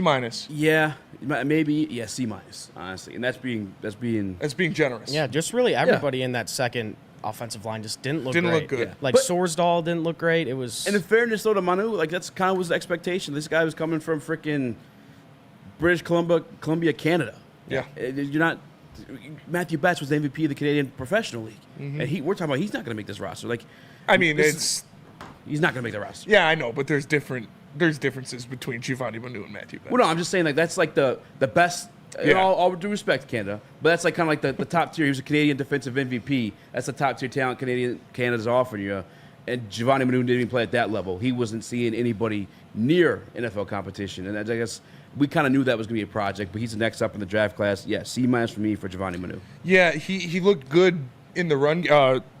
Keys to wisdom in the Woodward Sports Chat says Manu A+ run blocking, F pass blocking, and I'm right there with you, Keys. He's like, A+ run blocking. He looked pretty good in the run blocking, moving people around, getting out there, showing his athleticism. But the pass blocking is a turnstile, and that's we know this is a project guy. It's going to be is why Taylor Decker signed a 2-year extension, because this guy's going to take a little time. So I'm not too worried about it. He got thrusted out there quicker than he should have because of the injury, but like I said, C-. That's being generous. Yeah, he's obviously, like you said, he's going to be a guy that we're going to have to, just watch develop. He's a little more behind than I thought he was going to be, I'll say that. But, just like you said, Taylor Decker signed a 2-year extension for a reason. This guy's really not close. And, I mean, in a couple years in the NFL, I think, he looks like a tackle. I'll tell you that. He's ginormous. Absolutely looks like a tackle. So, I think, I didn't really have the highest expectations, but I'll give him like a C. Yeah. I would like to see him C-. be used at some point this year in that skipper form, though. Yeah. Like to be just that pulling tackle, because he's so big and he's so fast and so athletic. To get that refrigerator out in front of Monty or Gibbs or somebody on the outside, I would love to see that. I think he still needs development in that, though, too. Oh, for but sure. I'm with you, though, yeah. But that's something he could quickly develop. We don't have a fullback on this team, and, like, if he's, yeah, you spare a guy in that Who backfield. has a fullback on their roster? No, yeah. It was Derek Watt. Yeah, it was Derek Watt. Oh, yeah, what you call it? I forgot. I got to say something. Chargers going to have one. You already said 49ers, I'm sure. Yeah. What you call it? Lydia from Roast. She is the best. Raiders She will asked too. me to say that. I had to Shout out Lydia. Yeah, shout out Lydia. Lydia's the She GOAT. the best. Love you, Lydia. What'd she ask you to say? That she's the best. Oh, she just showed love. She just showed love, so I had to show love back. She really is the best. Lydia is the best for sure. But we miss you, Lydia. We love you. I don't even remember what the hell we were talking about there. Fullbacks, but it doesn't matter. Next. Him back there's a fullback. Give me that. Sign me up for that. I'm here for that. Rodrigo's our fullback. Yeah, that's what I was damn near. Hey, real quick, I do remember what I was gonna say. Let me find his name. It's his birthday. Happy birthday, Tyler Burke. Today's his birthday, so shout out to you. Happy birthday, Tyler Burke. C- for you. Oh, you said C. Yeah, C. Joel grade. For who? Manu. Oh, you didn't watch it. Yeah, no, I did not watch that shit. I That's won't even lie to y'all. I did not watch that. That's shit. real. I respect it. Yeah. Chris, you didn't watch it either. No, I watched only the first half, so I wasn't too locked in. Like I think it was Joel. I think you said that when you saw Nate Sudfeld in the second quarter. Yeah, I was like kind of dozing off and on pissed me between that, off, man. and I did see a few plays. Like I saw that Hendon Hooker when he just trucked that dude. That got me excited, but I wasn't really locked in like that. No, I did want to ask y'all about the Christian Mahogany situation. They said literally just don't expect him to even. They like literally going as if they expect him to not be on the Lions. They saying, wow. They think it's what you call they said it in better terms. The easier way to put it is a Darren Waller situation going on. Who said that? Yeah, it is Easy's birthday tomorrow, so Venmo him or Cash App him. That's Cash App what the report's 31. saying. They saying like he just like they more alluding to it. They not saying it outright, but they basically saying like Christian Mahogany is probably not going to be on this team, and he's going through some like life shit. Like it ain't even football. Like He got to get his life on. He's going through some serious shit right now. He got to get his life in order. So who reported that? What you call it? I just read. Let me. Oh damn, that's unfortunate. Man. Yeah, it is unfortunate. Yeah. Hopefully they put him on like reserve or something. No, yeah, I hope they find a way to like get him right or something, man. Cause that shit like. I'm sure they have a they gotta have grievement or something like the program. NHL has one. I'm sure the NFL has one. That sucks. That's very unfortunate. It's very disappointing. He's a dog. He was a dog. No, that's what I'm saying. Like, damn, like a lot of people was expecting to have. Maybe that's why he fell. Yeah. No, that's what some people were saying. That would make so much more sense if that's why he fell, because he was a dog. Some people saying that he got like one leg that's like definitely longer than the other. Like you can clearly tell. So it's just, man, praying for him, man. Praying for him. Yeah, for sure. Hopefully he gets through whatever he's going through. We do got to go to break, though. Let's do some more grades after that. Yeah, because I'm excited to talk about Sione Vaki. Me too. Me too. But first, let me tell you about Lady Jane's. Awesome is when a guy can be a guy and get an amazing haircut. That's Lady Jane's Haircuts for Men. Stop in, sit back, relax, and let one of Lady Jane's talented stylists make you look and feel great. Walk in anytime, 7 days a week. Lady Jane's, it's wicked awesome. Woodward Avenue, the first paved road in America. Woodward Sports, the first sports network born in Detroit and made for Detroit.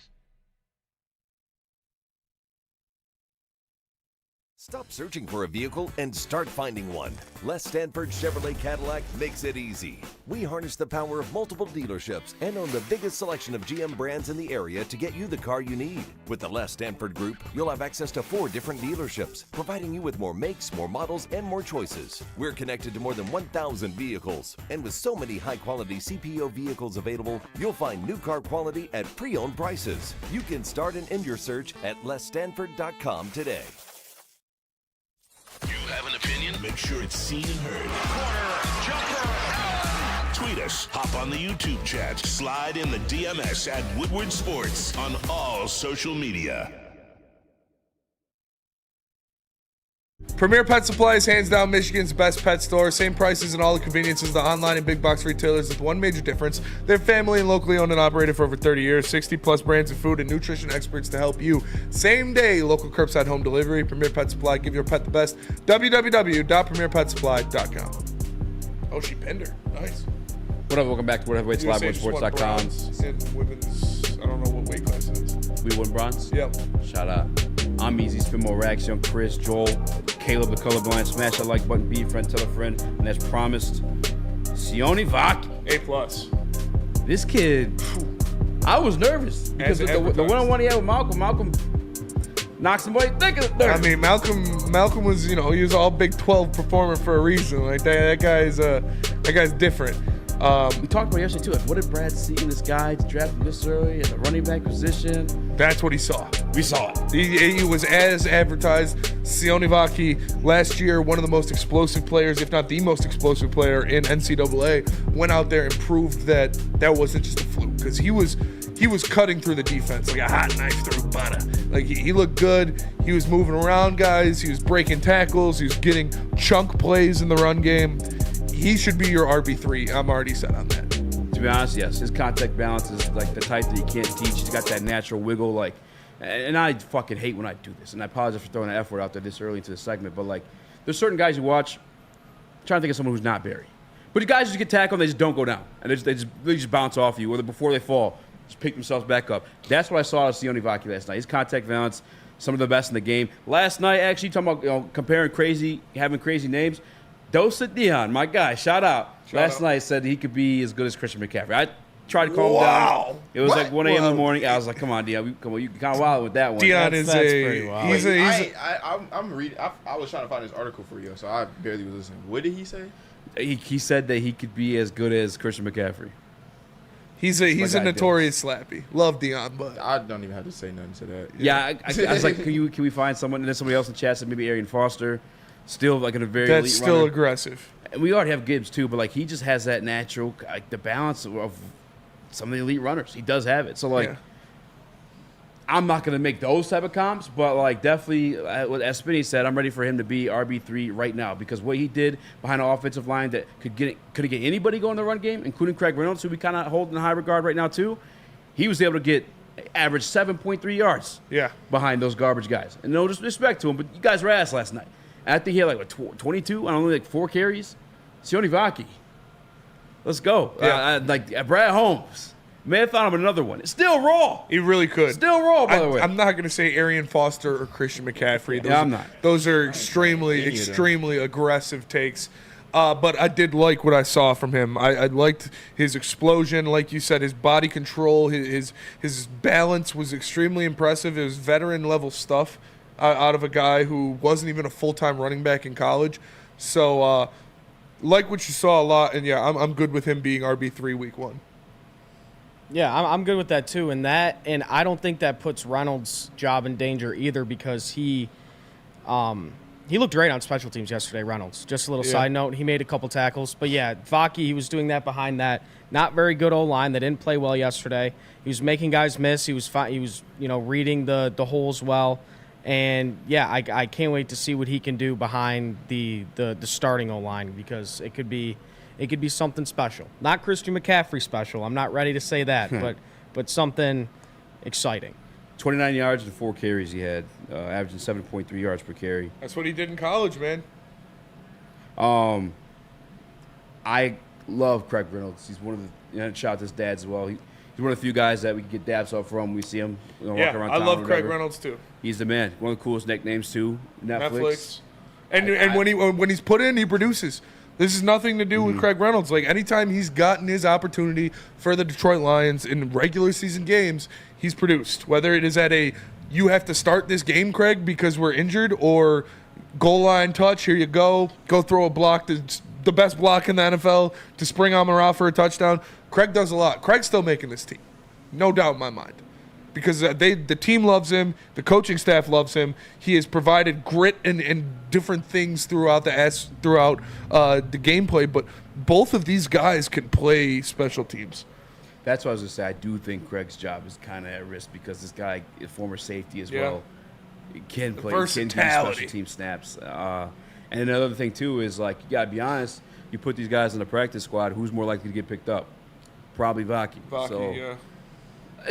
Craig kind of, he lived off the practice squad before he became a routine guy for the Detroit Lions, and I think he'll be on a practice squad, pull him up whenever. But yeah, Vaki might be, he might snipe that. Might be one of them things. Might snipe that. Yeah, another Brad Holmes thing. Yeah. How many running backs do most teams usually hold? Because 3. I was gonna say for that reason, it's probably gonna be looking very slim for Craig Reynolds. We had 3 last year. I know that. Yeah, so I think like most of them might at the max carry 4, so maybe. But one of the main things I think about, to your point, is when we were on Hard Knocks and they were they should cut him or not, and they were like, you're going to have to go back and tell the team that you cut Craig Reynolds. Well, so I think that's one of the main reasons that he probably will end up staying on this team. Without a fullback, does that open up the spot for Craig Reynolds or Vaki, an extra running back spot? I was going to say. Because last year we had 3 running backs and Kabinda. And you got the strength. He's not as strong as a fullback, but he's stronger than most running backs. And then he'll have the fluidity of a running back. So you got guys like Malcolm and Brock Wright that could play the fullback position but are already slotted at different spots. Like, Kabinda was just a fullback. Yeah. So with him gone, that's another spot. I think you could do 4. Yeah, I'm trying to look I'm looking from. I'm pretty sure it was 3 running backs and Kabinda last year until Kabinda got hurt. I'm looking at an article right now, and obviously he made his way to the team at some point, but it looks like Craig Reynolds didn't make the initial roster last year. Just going off this part of Detroit report, it was Gibbs, Montgomery, and Kabinda. But no, I think Vaki, as versatile as he is, he could play that full. Yeah, I'm here for it. Well, I'm not saying have him play fullback. I'm just saying if Kabinda isn't there, it opens up a spot. I don't want him to. I mean, what do you mean? Absolutely. If he could be physical enough to do it, absolutely. I'd rather have Malcolm or Brock Wright. I'd rather him play running back. Nah, I'm totally fine. Absolutely fine with Vaki playing fullback. He's got the physicality as a former safety. He played slot in high school, so he catches the ball. Your offense alone just comes more deadly in that situation too, because we've seen situations where Kabinda, Stone, and I need to see him. They got Stone hands. Kabinda dropped multiple passes that could have been walking touchdowns. Vaki, it's not the case with, and I think he's physical enough to play the fullback position. I'm not saying deem him only fullback. Yeah. But I'm saying he could play the same way you'd move around Brock Wright to fullback. I was just saying, I was saying the fullback spot as that would open a roster spot, not put him at fullback. I was saying because you don't have Kabinda, you don't have to worry about that roster spot. No, yeah, I'm saying both. Why not? I think they're more comfortable with Rodrigo or Brock Wright playing fullback. I don't know. I mean, Vaki's not that big. Oh, is he? I don't think he's that. I think Craig would play running back or fullback before Vaki. I'm looking for his measurements. Craig can block. That's for sure. No, I was just saying the same thing. Basically, like, I think he's small. He's 5'11", 214. Yeah, I'm not putting him at fullback. I'll put him at fullback. I honestly, will probably another case bet you might see him at a snap at fullback. We're not H-back. One of them near formations. Yeah, H-back, if you will. I can see that. I would rather have like I said, Brock Wright or Malcolm Rodriguez lead blocking for a guy like Jahmyr Gibbs than Vaki. I feel like they have a better chance of one-on-one blocking a linebacker than Vaki does. Yeah, A for Vaki though. Yes. Mekhi Wingo. I'm gonna go with a B plus. This guy Dan Campbell shot it out. He did fudge up on the Eric Gray touchdown. He did. That was kind of on him. He tried like a little spin move. Did not have the gap responsibility, but got lost there for a minute. But outside of that, yeah, I was getting after the quarterback. I thought he was gonna get a sack last night. He didn't, but he helped cause some sacks or at least some QB pressures. And yeah, I still think he sees a rotation this regular season too. I think he's another guy that's going to continue to grow throughout this offseason, especially under Terrell Williams, seeing the potential that he has as that. Yeah, I'll give him an A-, B+, somewhere around there. I can see him playing fullback. Yeah, anybody, all these guys can play fullback. Ali McNeil might get some fullback snaps. That was flirted. I'm just saying. I don't think any of these statements are crazy. I really don't. Yeah, Jared Goff might get some fullback snaps. Well, nah, that one's a little crazy. But Hendon Hooker though. Hendon Hooker, you never know. You saw him put his shoulder. Oh, do we even talk about that? Put Hendon Hooker at slot receiver. Lord, bro, put that man in the fucking dirt, dude. Tool. That's what I was like. That's my QB2. That was fucking awesome. That reminded me of Cam Newton. Yeah, that's beautiful. Going back to Mekhi Wingo, like I'll give him a B+, because that one blown play. That's a big play to blow. Like he touchdown. He over pursued. He lost gap responsibility. He gave up a touchdown. Yeah. He was getting in the backfield a lot, which was good, but he wasn't getting the quarterback down. So take it how you want it. If he would have got a couple sacks, I'd put him at A-. But since he didn't, and the biggest play he made was not being in the gap for that touchdown, I'll give him a B+. Yeah, I'm going B+ as well. Maybe even B, just because it was a fucking touchdown. Yeah, it's pretty big. Oof. Caleb, did you catch him at all? I saw. Yeah, I think he looked good. I mean, I like I said, kind of I had my eyes on Houston a lot when, on the defensive line. But yeah, I saw Wingo, get in the backfield a little bit. He did miss that tackle. I think I heard one of you brought that up. But yeah, I like what I saw. I'll give him like a B+. This is my guy too, by the way. The hat and beard show. No way Wingo gets more sacks than Martin. I wouldn't. He probably will. Martin's more of a guy that's going to hold the gap. He ain't really going to be like a get after quarterback. Pursuit guy. Yeah, and there's value in that too. Like DJ Reader obviously was highly sought after this offseason, and obviously was praised for Detroit Lions when they signed him. He has like 3 career sacks. Nothing wrong with that. But last night, shout out to Brother Martin. I guess getting that half of the sack because it ended up being I don't know how to say his name. Uku, and actually ended up getting like the sack, but Uku, I think his brother that held him up, right, grabbed that one arm. Which he looked pretty athletic last night too. Yeah, he did. He looked good. Dude, that entire defensive line looked good last night. It was crazy. I'm trolling Cowboys fans pretty hard on Twitter right now. Go for it. I said, you've seen as many Super Bowls as I have. He said, yet we can say our team has won more than one. I said, I can say I've seen my team play in the NFC Championship game. You can't. I can say the Cowboys have won multiple NFC Championships. You can't. Must be fond memories of yours. Oh, I hate Cowboys fans so fucking much, dude. You guys are poverty. You just made me remember, bro. I gotta find an Instagram comment. I made a comment back in like week 2 to a Cowboy fan. They was like, the Cowboys are gonna go further than the Lions. I'm like, you sound dumb as shit. Like we was going in a whole debate. Like I was actually telling him like put bread up, like find a way to like really so we could keep in contact and like get my bread. He was like, they won't go further in the playoffs. He was like, I bet they don't even make the playoffs. He said, who, the Lions? Yeah, I told him we win division. We're going to make it further than y'all. And I was like, we probably beat y'all in the regular season. We lost to them in the regular season, so I wasn't right on that part, but every other part I was right on. It sucks stuff like that, too, because, like, but did we lose? Some people are just so, like, deep into, like, whatever fandom they have of somebody or some team that, like, you're wasting your time, even if you bring, like, actual facts. But they say, like, the dumbest shit. You're like, there's no fucking way. Yeah, you're like, hold on, let me give you, like, this actual fucking, like, piece of evidence that's like some tangible, logical shit, and they're still like, no, like, well, yeah, nah. I hate when I get stuck in those arguments. It happens all the time. When people do that, I just walk away. I'll tell you guys about Katie K. Law. Make sure you smash that like button for my guy Spinny. But Katie K. Law, Kevin and Catherine over here in Birmingham will have your back. Give them a call at 248-971-0476, or scan the QR code if you're dealing with any type of family law issue, whether that's divorce, whether that's child custody and or visitation. Kevin and Catherine have your back. 10 plus years of experience, 24/7 availability. Tell them to have a way to you, and they will pay you a filing fee. I love Love Woodward Sports? Love wearing clothes? Then you should be wearing Woodward Sports clothes. Check out our full line of merch at woodwardsports.com. Just click on shop. We have all your favorite designs, like Dan Campbell kneecaps, Woodward golf, and of course, our own logoed out merchandise. Men, women, infants, kids all love Woodward Sports. Impress your friends. Impress your boss. Impress your dog. Buy Woodward Sports merch today.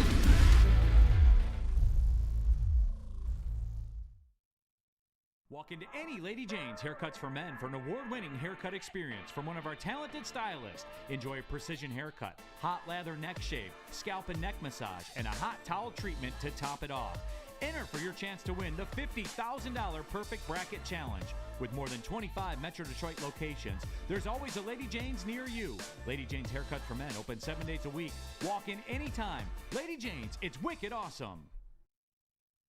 Game is won in the trenches, and our big fellas don't mess around. The Woodward Heavyweights on Woodward Sports. This is what it's for, guys. Not only is it your local campus plug, but right now, if you scan the QR code to my right, you will get $10 of any purchase of $25 or more. Your local campus plug is in 6 locations more across the great state of Michigan. You must be 21 up and older to participate. It's Dispo, your local campus plug. Smoke weed every Part day. Tipper Deck. Rabbit Scabbard. What up, though? Welcome back to Woodward Heavyweights live on WoodwardSports.com. We got Make-A-Wish Spinny. We got Chris. We got Joel in the audio booth. Smash that like button, be a friend, tell a friend. We kind of just going over our rookie grades. Brad Holmes, bro. It was the Sione Vodka. I know we talked about it, but like, I can't wait to watch that kid play again. Like, did we see what we saw last night? Is that real? Like, I don't know. I hope so. Do you think we'll see him on the defensive end at all? No, I don't. At all? No. Why? Shit, they might. I mean, he hasn't taken any snaps. I mean, he's not gonna. I mean, the closest to defense you'll see. Yeah, he played safety. Closest you see him play defense is kickoff. Which, I mean, what you guys think of that, by the way? Playing on kickoff, bro. I literally posted on my Instagram. They gonna change that shit after this year because they said it's only a 1-year test run. Yeah, they're gonna for sure change that. That shit is stupid. What are they gonna change it to though? Bro, you could. It was like 80% of kickoffs were like. I was just about to say this was fair this catches was my last year. solution. You literally could have just simply told the kickers either you could have just moved them back a little if they kicking it too hard, or you could have just told the kickers, hey, don't kick it out. You could have like not made the landing zone thing. You could have just made it say, don't kick it out the back of the end zone. And returners, if you catch it anywhere within the first 5 yards of the end zone, or I won't even say first 5. If you catch it first 5. If you catch it within anywhere the first 5, you have to return it. They could have just said something like that instead of making it where you trying to land it in this zone, but then you get penalized if it goes past the zone, but then you get penalized if it lands before the zone. So it's like kickers are about to have to be super fucking accurate to try to get it to land in that zone. And at some point, bro, a kicker gonna try to get it to land in the zone, and it's gonna land right before, and the ball is gonna get placed at the 40 on a drive where the team did not need the ball to be placed at the 40. And you're gonna watch teams lose games because they having to start playing defense on the 40 on game-winning drives. Like, that's ass. They're keeping it. You're going to like it. I don't think we see half. When I was there in practice, they were trying some shit. And you're just preseason, you know how it is, vanilla. Yeah. You're not going to see, like, the cool shit they're going to do doing. I don't know, man. You're forcing the return, and I like that. Like, before there was just no return, you know? By either, like I said, not having them kick the ball off from the 35. Just like, you're a rule better. Yeah, you could have just been like, all right, we're going to have you kick it from the 25. Like, if every ball is going out the back of the end zone, let's just move you back a little bit. Like, I thought that was the simple solution, but I guess not. I'm not mad at that. Timu Spinny, what do you think? Yeah. Bro, speaking oh of, my God. That's the worst nickname. No, that's yeah, the worst that's nickname. the worst one. But yeah, I kind of like I said the other day, it's a lot different than I thought, because I thought there would be more, open lanes, if that makes sense. Like, you didn't really see many creases yesterday. But kind of speaking of returning, Maurice Alexander, not the greatest showing yesterday. Fumbled the first one. The second one, got knocked out, but he was ruled down. Does that... He fucked himself. Yeah. His only way on this team was to be as elite as he was last year returning. That was like a common sense thing. Fair catch. Yep. There's nothing you're able to do. Like, if you just can't catch the ball, if fair catches, who can't tackle you. That was dumb. Yeah, no. To be fair, it was what? But still. Come on now. You are Team Spinny, you dirty dog, you. No, yeah. Now, what you about to say, Joel? I was going to say, too, it's like, when I was watching the game, I was worried, but then I remember we had Khalif Raymond, so I was like, all right, if worse comes to worse, gonna just be Khalif Raymond. And I'm pretty sure Maurice Alexander survived our practice squad last year too. So like I did love him as a returner last year. Like you said, I thought he did return like some punts here and there. I don't know. I don't remember. Well, I know the past 2 preseasons he did. He had a touchdown in each one. Because Khalif Raymond missed like a game or 2. I think Craig took the returns. That's nasty. I could.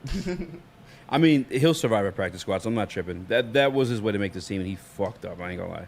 Yeah, you could definitely see the frustration out of him. But the second one wasn't ruled a fumble, so yeah, I don't know. He got, but that's just one you either let go, or you fair catch it and they can't touch you. You know what I mean? So you fair catch it all day. Yeah.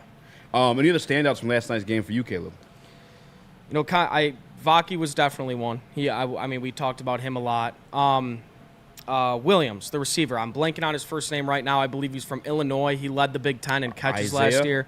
Isaiah Williams. I mean, there wasn't many, passes to go around yesterday with Nate Sudfeld, but Isaiah Williams, I believe he went 4 catches, 34 yards, led the team, which isn't a lot, but in those conditions, that was pretty solid. I liked what I saw out of him. I don't know, how much room there is in the wide receiver room if he can, get a spot in there, but I like what I saw. On the flip side, not much from Fountain yesterday. Yeah, real quick, let's dive into that conversation. The wide receiver 3. Yeah. Talk about flipping. I think the whole competition just flipped. He doesn't really get much separation. Like his butter, I don't know what I'm looking for. His bread and butter. His butter. What a fucking idiot I am. His bread and butter are those contested catches. He had an opportunity for that yesterday, and he dropped it. Where Isaiah Williams kind of looked the part of an NFL player at moments. Like I know you didn't get to see it, but like there's moments he got the ball and he's able to scooch those extra like 4 or 5 yards. He maybe Hendon Hooker look a little better than I think a lot of people were expecting too. Isaiah Williams, it's crazy because all camp, it's even Caden Davis was getting hyped. And to be fair to Fountain and Davis, like Sudfeld looked like shit. Yeah, they looked like ass. Like they weren't really getting any love on that end. But yeah, bro, I think even Dan Campbell, we listened to Presser last night, and I wish we would have clipped it. He was kind of hype on it. Like, he perked up a little bit when the conversation turned to Isaiah Williams, and yeah, man, Darius Fountain, a guy we all kind of were like blown away by just being in that wide receiver 3 conversation to begin with. It was probably falling back down to earth. And I said it too. It's like if he's going to fall out of this, it's going to happen within the preseason games. Because at camp, he's him. He's cooking at camp. And then I was going to say to the point, even though I didn't watch the game, but just hearing what you were saying, my friend just asked me, he was like, how much, I guess, do you put into the preseason? Like how much, I guess, do you use the preseason to gauge how you going to feel about the team? And I was like, about 45%. I was like, what I mostly look for, though, is like, like how you describe, like those players that got the feel for the game, that like the ones that like, all right, they made a play, but like the majority of players probably wouldn't have made the play in that way, or like they just look like they have a certain feel for the game. They look like they move with a certain swag, or they look like they just I say it all the time, bro. If you've played sports long enough and watched sports long enough, you can see at damn near any level if a player just has it. Like, if that player has what it takes. Who's got that like, dog? Yeah, like, so it's just like, what you call it? I'll look back on the film and see. Yeah, you see it, man. I think let me find his stats, I guess, to be exact on what he did last night. But everything you say, just the feel, just the overall, like being attentive to like what he was doing out there. He was definitely a guy who was trying to make a play after he caught the ball, making moves, reliable when getting thrown to. Like I said, Fountain had I know for sure one target that he just straight up dropped. Yeah, it still was contested, but like the fact he's not able to get enough separation unless he proves himself as a blocker. I really feel like it might be Isaiah Williams because he also gives you that duality as a special teamer too. Yeah, I love what I saw from Isaiah Williams yesterday. And another guy that I think we were expecting more from. Also, we're saying this, but the quarterback play wasn't great out of Sudfeld, and it was raining, so it's a little bit tough. But DPJ. 4 catches, 35 yards, by the way. For DPJ. DPJ had an opportunity to make a catch in the red zone. I thought it was a great throw by Hendon Hooker. The backdoor that was a great fade. attempt by DPJ, too. Yeah, but I don't know. I just think he had that 26-yard catch. Did he even trot out with the, I guess you can call it the first team? No, he did not. I noticed that. It was Fountain. It was, I don't know if it was Williams. Fountain, Davis, and Green. Yeah. Does that mean anything to you, or that DPJ wasn't out there with the first team? I've been telling you all camp. He hasn't been. Yeah, he's been with crazy. the third team. I do think he proved like why he will probably make this team. And again, Darius Fountain, I'm sad to have seen last night happen. And it wasn't like super detrimental, but like when you have Antoine Green making catches, making plays, when you have Isaiah Williams making catches, making plays, and the same for DPJ, just the one catch he had, and then you have none, that's going to hurt you. Yeah. It's going to hurt you. And it's very much it's a wide open competition, and it felt like in the lead, and yeah, he fell down. I think DPJ kind of submitted himself like, yeah, you got me here for a reason. I'm the one guy here with experience. I'm the one guy here who's done this before, versus Darius Fountain in that situation. And that was actually one of the crazier takeaways, because Fountain by all means was the guy. Yeah, I think he was, supposed to be the guy. I think you guys played it on the show yesterday. That picture he put up, with all the goals on the mirror. Take wide receiver 3. Well, first it was make the 53, then take the wide receiver 3. I think that's pretty cool. But again, I'm going to take everything that happened in this game with a grain of salt. Like I said, because of the conditions, because of the Nate Sudfeld quarterback play. But yeah, I really like what I saw out of Williams, he definitely gave himself a good case for that wide receiver 3 position. I think Antoine Green kind of did too before going out with that injury. Yeah, I think so too. He was there. He was open. He made his catches. I guess because last year was 6 receivers we kept. I believe it was with if you include J-Mo. So Amon-Ra St. Brown's 1. J-Mo's 2. Khalif is an automatic 3. Obviously, he sat out last night, meaning he's, as we said, he's locked to make the roster. 4, 5, and 6. I think Antoine Green is 1. I think Green's one of yours. Who's your other 2?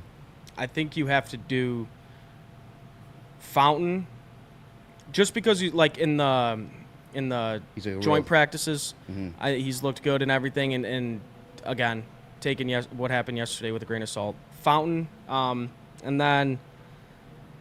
I don't know. That's tough. I want to say DPJ, but it's kind of not looking like that. I'll say Williams. I say Williams takes that 6th. Over DPJ? Yeah, wow. I think so. Yeah, because, everything we've heard, it hasn't been great. Yeah. And kind of my whole thing was with DPJ is they brought him back for a reason. You know what I mean? That's kind of what I was thinking. But, yeah, there's really been no good news from DPJ. All of camp, had 1 catch yesterday. Yeah, I don't know. I would say what could be what I think possibly might be something that's going on with DPJ is the fact that like how you just said. No, I was gonna say what Caleb just said. How he said they brought him back for a reason. So if he got to thinking that too much, that he may have thought a job was supposed to just be given to him, and he wasn't used to the fact that no, you're gonna still have to play. So in that, I've seen a lot in athletes at almost every level when they expect something to happen, then it don't come their way. Like they expecting certain playing time and they don't get it. They damn near just don't even want to play at all no more. So, shit, that probably might be the case. He probably just out there fuck it. Now, y'all brought me back. I thought I was going to be automatic number 3. Now y'all hoeing me, so shit. I think, and again, I feel bad for Darius Fountain because this is a guy that already survived your practice squad last year. That's why he was part of the training camp this year. Survived the practice squad from last year, given the opportunity, made the most of it. But kind of to what Joel was just saying previously is there's commitments to these 3 guys. Antoine Green you drafted, so there was some faith or hope that he could be something at some point, right? And he showed you a little something last night too. DPJ you paid, you traded for first and foremost. You traded for him, then you re-signed him. There was that commitment. You already have that invested in him to him.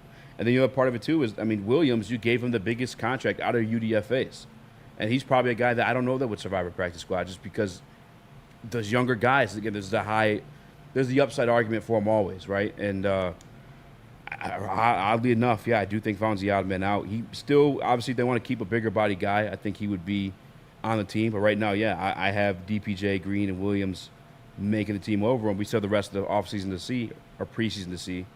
And maybe Fountain can make some gain there. I don't know. I'm excited to see what you guys got to say in the chat. But until then, we do have to go to break. Tell us about Planet Fitness, Caleb. No matter where you are, there's a Planet Fitness close by. There are more than 50 in Metro Detroit and thousands more throughout the world. At Planet Fitness, you will experience a squeaky clean gym that has tons of equipment, friendly, knowledgeable staff, and a totally judgment-free atmosphere. Did you know that all Planet Fitness memberships include fitness training for no extra cost? Want all the perks? Upgrade to the PF Black Card and enjoy use of amenities such as unlimited use of the Black Card Spa featuring hydro massage chairs, and total body enhancement, and more, along with access to over 2,500 locations worldwide and unlimited guest privileges. For more information or to join today, visit your local Planet Fitness or www.planetfitness.com. A ton of fun, a ton of sports, and a ton of man-made Heavyweights. Welcome to the Woodward Heavyweights. Live daily 5 to 7 p.m. on Woodward Sports. Braylon Edwards here, Premier Pet Supply. Man, just looking around, who's got it better than pets?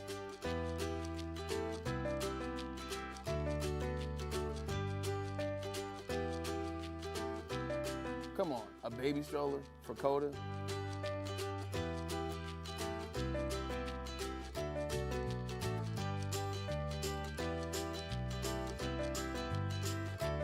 A chef for Lola? Really?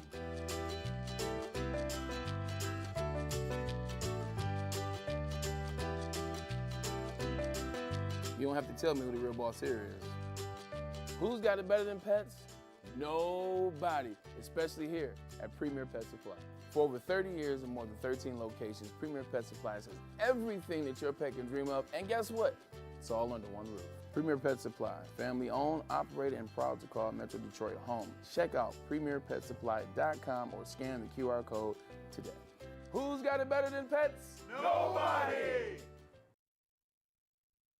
The Ally Challenge presented by McLaren is back August 22nd through 25th at Warwick Hills and Grand Blanc. Be there for PGA Tour Champions Golf, Family Night, concerts, and more.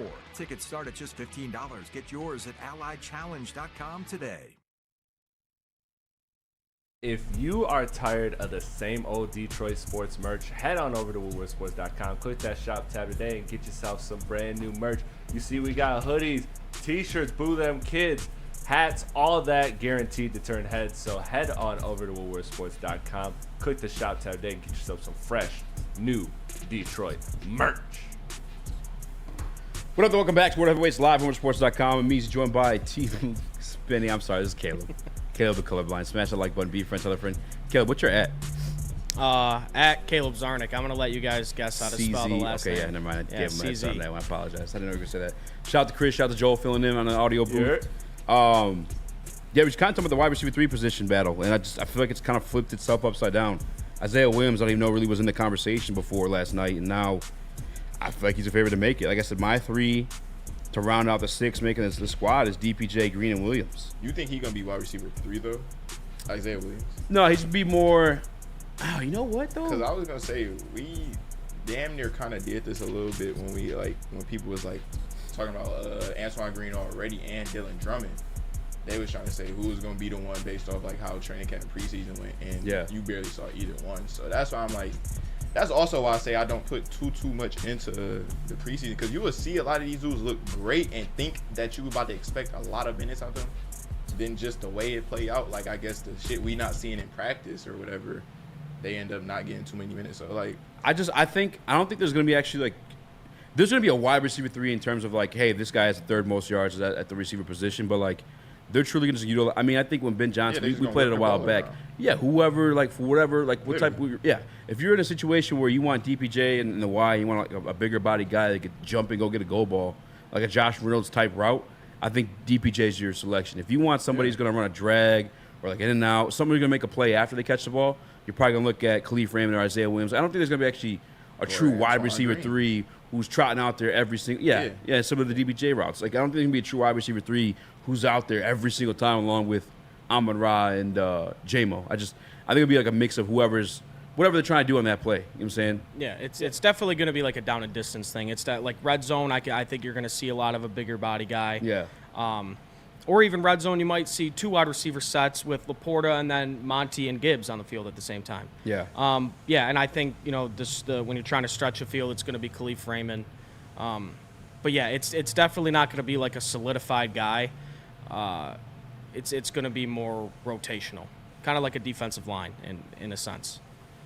I mean, you have to look no further than our division last year with Green Bay, right? They never really had a true wide receiver. It kept flopping all throughout the year and shuffling. And I think that's what this Lions team does. I mean, you see it every week. Other than a few guys like Amon-Ra, Sam Laporta, a lot of this offense just relies on what the matchup is that they can exploit.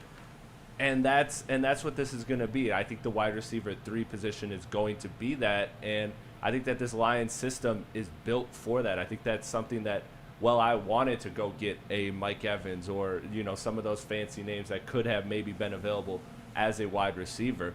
The truth is that's not the way this Lions team operates. They operate from a position of, this is our guys. We have our solid foundation. Whatever adjustments you choose to make, pick your poison because we have something else to counter that. And that's really what they're going to do, especially with the wide receiver 3. So somebody will have the third best wide receiver numbers, but ultimately it's going to be a committee thing. We saw it when they traded T.J. Hockenson with the tight ends, right? It was tight end by committee. This is going to be no different to me. Yeah, I think you're exactly right. I think it definitely can be like a game plan / week-to-week type thing. And, like you said, there's not going to be a guy that's going to – obviously there's going to be a guy with the, third most receiving yards on the team, but that's not technically going to be the wide receiver 3, if that makes sense. Like if you stack it up in a depth chart, it could just be who's hot. It could just be who's performing the best at that certain point. But Who do you want? Dude, I don't know. After watching Williams yesterday, he's become almost. I'm a big fan. I'm a big fan of Williams, but who do I want? It was DPJ for a while. I don't know. Who do you want? You want Fountain? I think so. I thought my 3 are just DPJ, Green, and Williams, but I think Fountain would be your big body guy, and obviously Goff has looked to him as a target previously in camp, joint practice. So I feel like maybe he has better odds than like what I'm giving him. But who I actually want, I'm a victim of circumstance. Like always with these young guys, you feel like there's some upside. And I truly feel like if Fountain didn't make this team, you can still keep him in the practice squad and move him up in games you need him. Like we saw quite often last year, Broderick Martin would be moved to like the inactive or not playing. And you move somebody else up that fits what you got going on that week. Same thing with Bruce Irvin. We used him sparingly. We still had him available, but we only used him, we moved him up to the practice squad those 3 times you're allowed. So I think you could do that with Fountain before you're able to make a final decision. And Williams, I feel like he offers you a little bit something. My one thing with Williams, though, I'm thinking too fast, and I apologize. That's the Adderall for you. But I feel like Isaiah Williams and Khalif Raymond could just be like a little bit of the same thing. You know what I'm saying? I was thinking the exact same thing. Yeah, and obviously you have Khalif Raymond who's proven himself as what you kind of hope Isaiah Williams gives you. Now, obviously, again, him being young, you feel like there may be an upside to Isaiah Williams versus Khalif Raymond. But, yeah, there is a little bit of redundance there, I guess, at that spot if you're choosing him as that 6th guy. But at the same time, though, like, you got to think about who's going to survive that practice squad between the 2 of them. And, unfortunately, I believe it would be Darius Fountain who survives the practice squad. Yeah, I think if Williams goes on the practice squad, I think a team's going to take advantage of that and pick him up. This guy led the Big Ten in catches last year, and he showed out in his first preseason game. So it's going to be tough to keep him on the roster if we do put him on the practice squad. Yeah. But yeah, I definitely want him to stick around in some fashion, because I think, but like you said, him and Khalif could be the same type of player, so that could be a little bit difficult. And in a sense, Amon-Ra St. Brown and Khalif Raymond are similar in some ways, a little smaller, but kind of find open spots on the field. But yeah, I am the leader of the Isaiah Williams fan club. I'm starting that right now. I'm the leader of it. Okay. Yeah. I mean he was the only guy that really showed out from the receiver position yesterday. And we were looking for a guy to show out, because the wide receiver 3 position is it's up in the air right now. Yeah. Let me ask you, Caleb. Yes.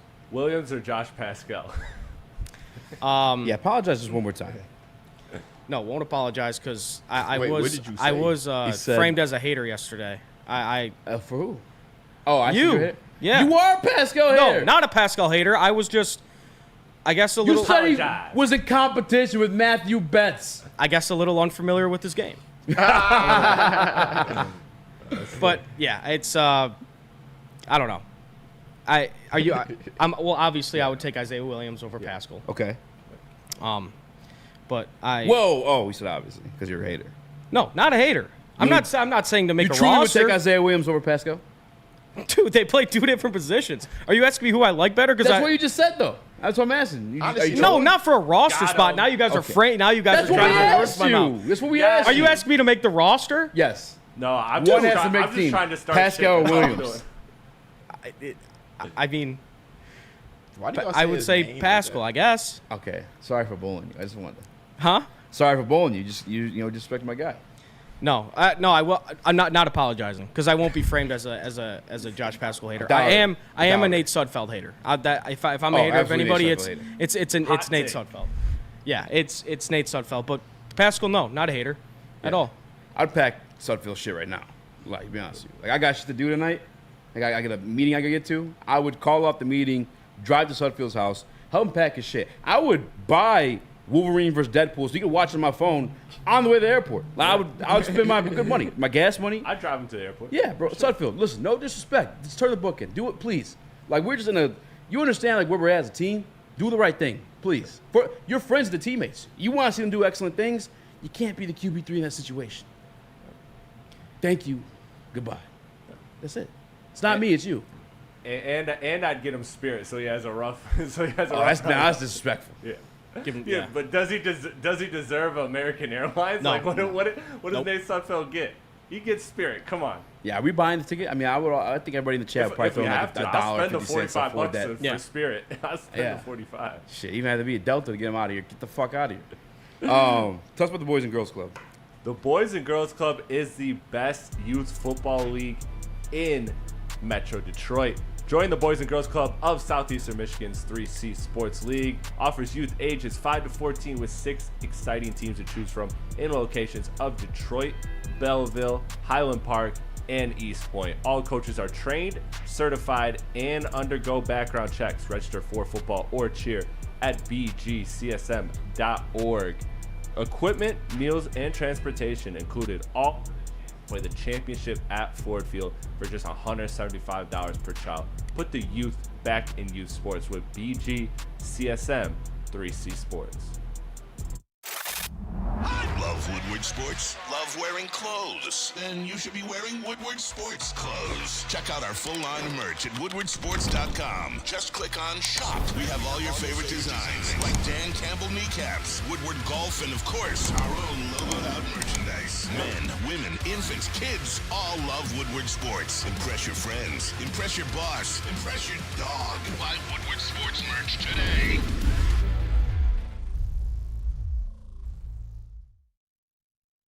Planet Fitness, you can get everything you need for just $1 down.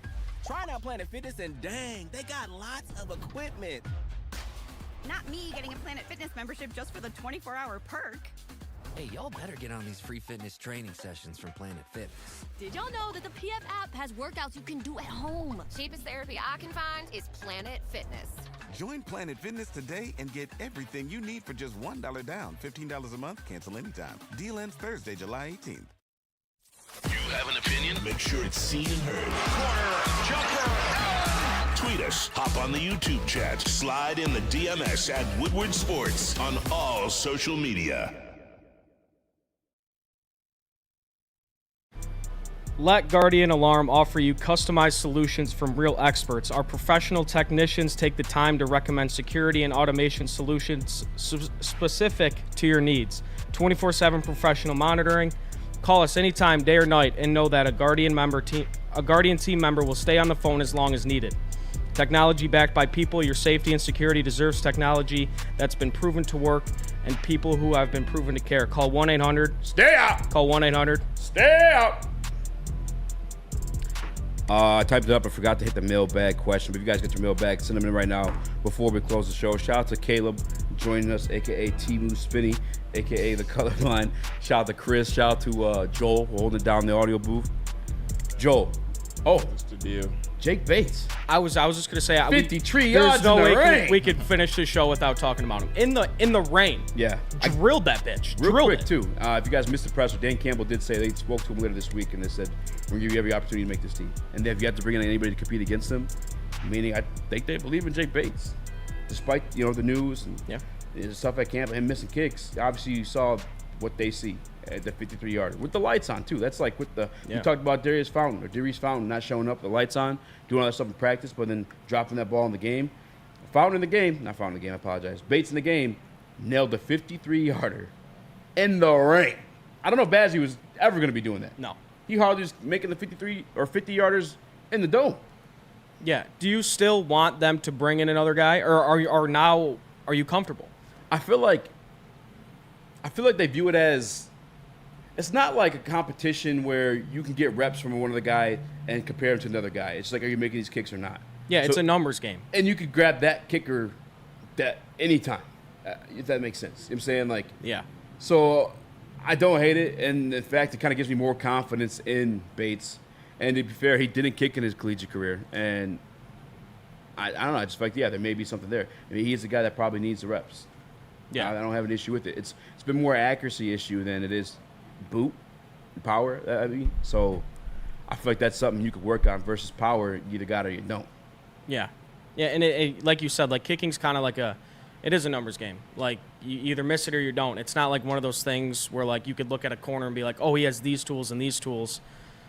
I mean, Bates missed a couple in these practices, but it seems like there's like something intangible-wise they see in Bates where it's like, all right, we're not going to bring another guy in here because we have a lot of faith that he could turn into a really good kicker in this league.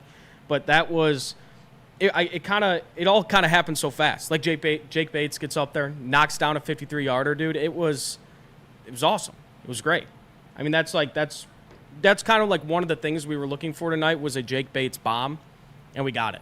Yeah, we did. And honestly, they probably would have went for another one that I think it was a big one too.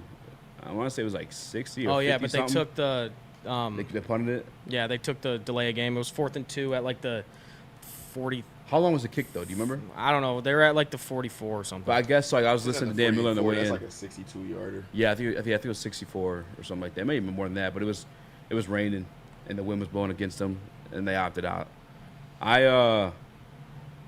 Spinny's alien bride. Eazy wants a veteran kicker to pay him $10 million.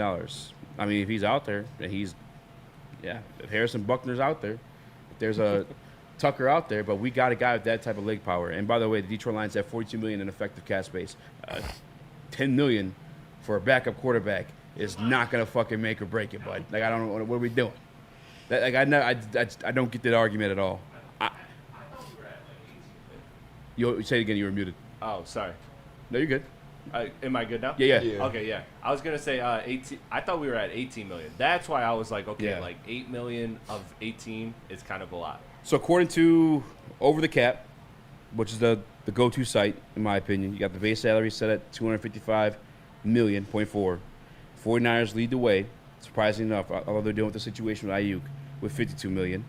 Following them is the Patriots at $43. And then at number 3, you got the Detroit Lions with $42,798,000 in cap space. Yeah, I mean, $10 million of that to Ryan Tannehill to assure you a Super Bowl berth. Are we sure it's going to be around $10 million?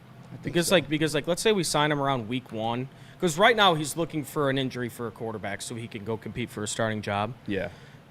But what if that doesn't happen and he's left without a job right now? You don't think like closer to week 1 we can get him for like 6? He's a guy you would have to pay up to get. You know what I'm saying? I guess like in my. So I feel like you get 8 or 10. Would you rather have Tannehill at 10 or Blaine Gabbert at 5? Tannehill at 10. Yeah, I mean, Blaine Gabbert, like. How old is Tannehill? Look at the quality there. I mean, is Ryan Tannehill double the player than Blaine Gabbert? I'd say pretty close to it. Joel. Blaine Gabbert. Between Blaine Gabbert and Ryan Tannehill, yeah, I would take Ryan Tannehill, but I'm not paying him anything at this point of the season. Yeah. To try to, it's more so. I get where you're coming from, but it's like I said, like he's not. I think he's still just gonna be out there, so that's why I say like just play it by eyeball, but like wait to cuts. Yeah, and I'm cool with that too, by the way. Like I said earlier, I could see my man down there in Atlanta, Ryan Ritter, Taylor Heineke. No, Heineke. Yes, thank you. Oh, yeah, because I saw a mock trade where we trade for him. Yeah. So if he gets cut, he might get cut. No, I heard somebody say we should give a 5th or a 6th round for high. Heineke. I damn near broke my thumb trying to turn the radio. Yeah, no. I do 6 or 7 the most. And 6 is honestly pressing it. Tannehill's 36, by the way. I thought he was going to be 32, 33. He got drafted like 2012, 2013. Didn't he get drafted as a receiver too? No, he played receiver in college. Though, okay. But ended up moving to quarterback. By the way, I have no issue with him being, 35, 36, you said? Yeah. I mean, Joe Flacco was like 40. Yeah. Yeah, I guess. But again, Joe Flacco's not Ryan Tannehill. Ryan Tannehill is not Joe Flacco. But I'm with you. I'm with you. Now, what would you point on? I mean, he's still better than fucking Blaine Gabbert and Nate Sudfeld. Yeah. Again, I'm with you. I'm helping out your take here. Like, I don't want you to keep throwing Ryan Tannehill and Joe Flacco in the same sentence. You're not helping out my take. You're trying to diminish it. No, I'm actually. So he's younger than Joe Flacco. Is worse or better? Here. Yeah, but I'm also on your. I know we got to wrap up here, but I'm also on your side with the, bringing in a veteran. But the Flacco disrespect, you have some. Yeah. You have some. What did I disrespect Flacco? You can't compare Ryan Tannehill and Joe Flacco. I'm comparing. Joe Flacco won a Super Bowl. Who was out of the league faster? Who was out of the league sooner? Flacco or Tannehill? Ryan Tannehill. Yeah, I think it was Tannehill lost. Well, Tannehill lost like last year, not out of the league yet. But Flacco had fucking brought back from the dead. He's not out of the 2 league years yet. ago. I was about to say, Yeah, and Ryan, Flacco's not out of the league. But he was out of the league and came back. That's what I'm saying. Tannehill's technically out of the league right now. Right now, yes. But Flacco was out of the league beforehand. But you got to think Joe Flacco was also in the league like 4 or 5 years before Ryan Tannehill. So 3 years, I believe it was. Yeah, something like that. 'Cause I think Joe Flacco got drafted, 2008, 2009, something like that. Oh, actually, shit. He actually might have got drafted before that, like 2007, now that I'm thinking about it. Oh, no, Flacco was last or 22. Yeah, and came back at 23, so he was. Yeah, he 16, left 17, Baltimore 18, and went 19, where'd he 20, go? 21. He He went to left Denver, Baltimore. and they went to the Jets. Oh yeah, I forgot he went to the Jets. But I remember That's he when retired they did that, like QB carousel. because last year they brought him back out of retirement because it was mid-season. Yeah. Yeah. So I guess no, he never technically. I mean, he That's what I'm retired technically last year. So this. And Ryan he has Tannehill a still wins quarterback. that Joe battle. Flacco is elite. Huh? Joe Flacco is elite. Remember that debate? Oh man, I do remember that debate. By the way, no one betting on yourself. Joe Flacco, #1 in that category. Yeah. Didn't sign his contract. Fuck you. Don't like what you're offering me. Goes to the Super Bowl and gets the highest paid contract ever, and then just kind of dissipates. Joe Flacco's a man. But you don't like him. No, see, you are Team Spinny. No, I'm just kidding. I'm just kidding. I'm just kidding. Wish Spinny. No, I'm just saying, like, I don't know what the disrespect is. I was making a case where this guy hopped in, did the damn thing. Dobbs hopped in, did the damn thing. It's veteran guys with experience can hop in and do it. Yeah, you're right. Either way, guys, I'm Easy. That's Caleb, a.k.a. the colorblind. That'd be nice. We got Chris. We got Joel. Appreciate you guys for tapping in with us. Tomorrow's my birthday. Hashtag me31 if you guys want to buy me a drink. I'm headed downtown Detroit for a business meeting, though. But appreciate you guys for hopping in. We'll see you next week.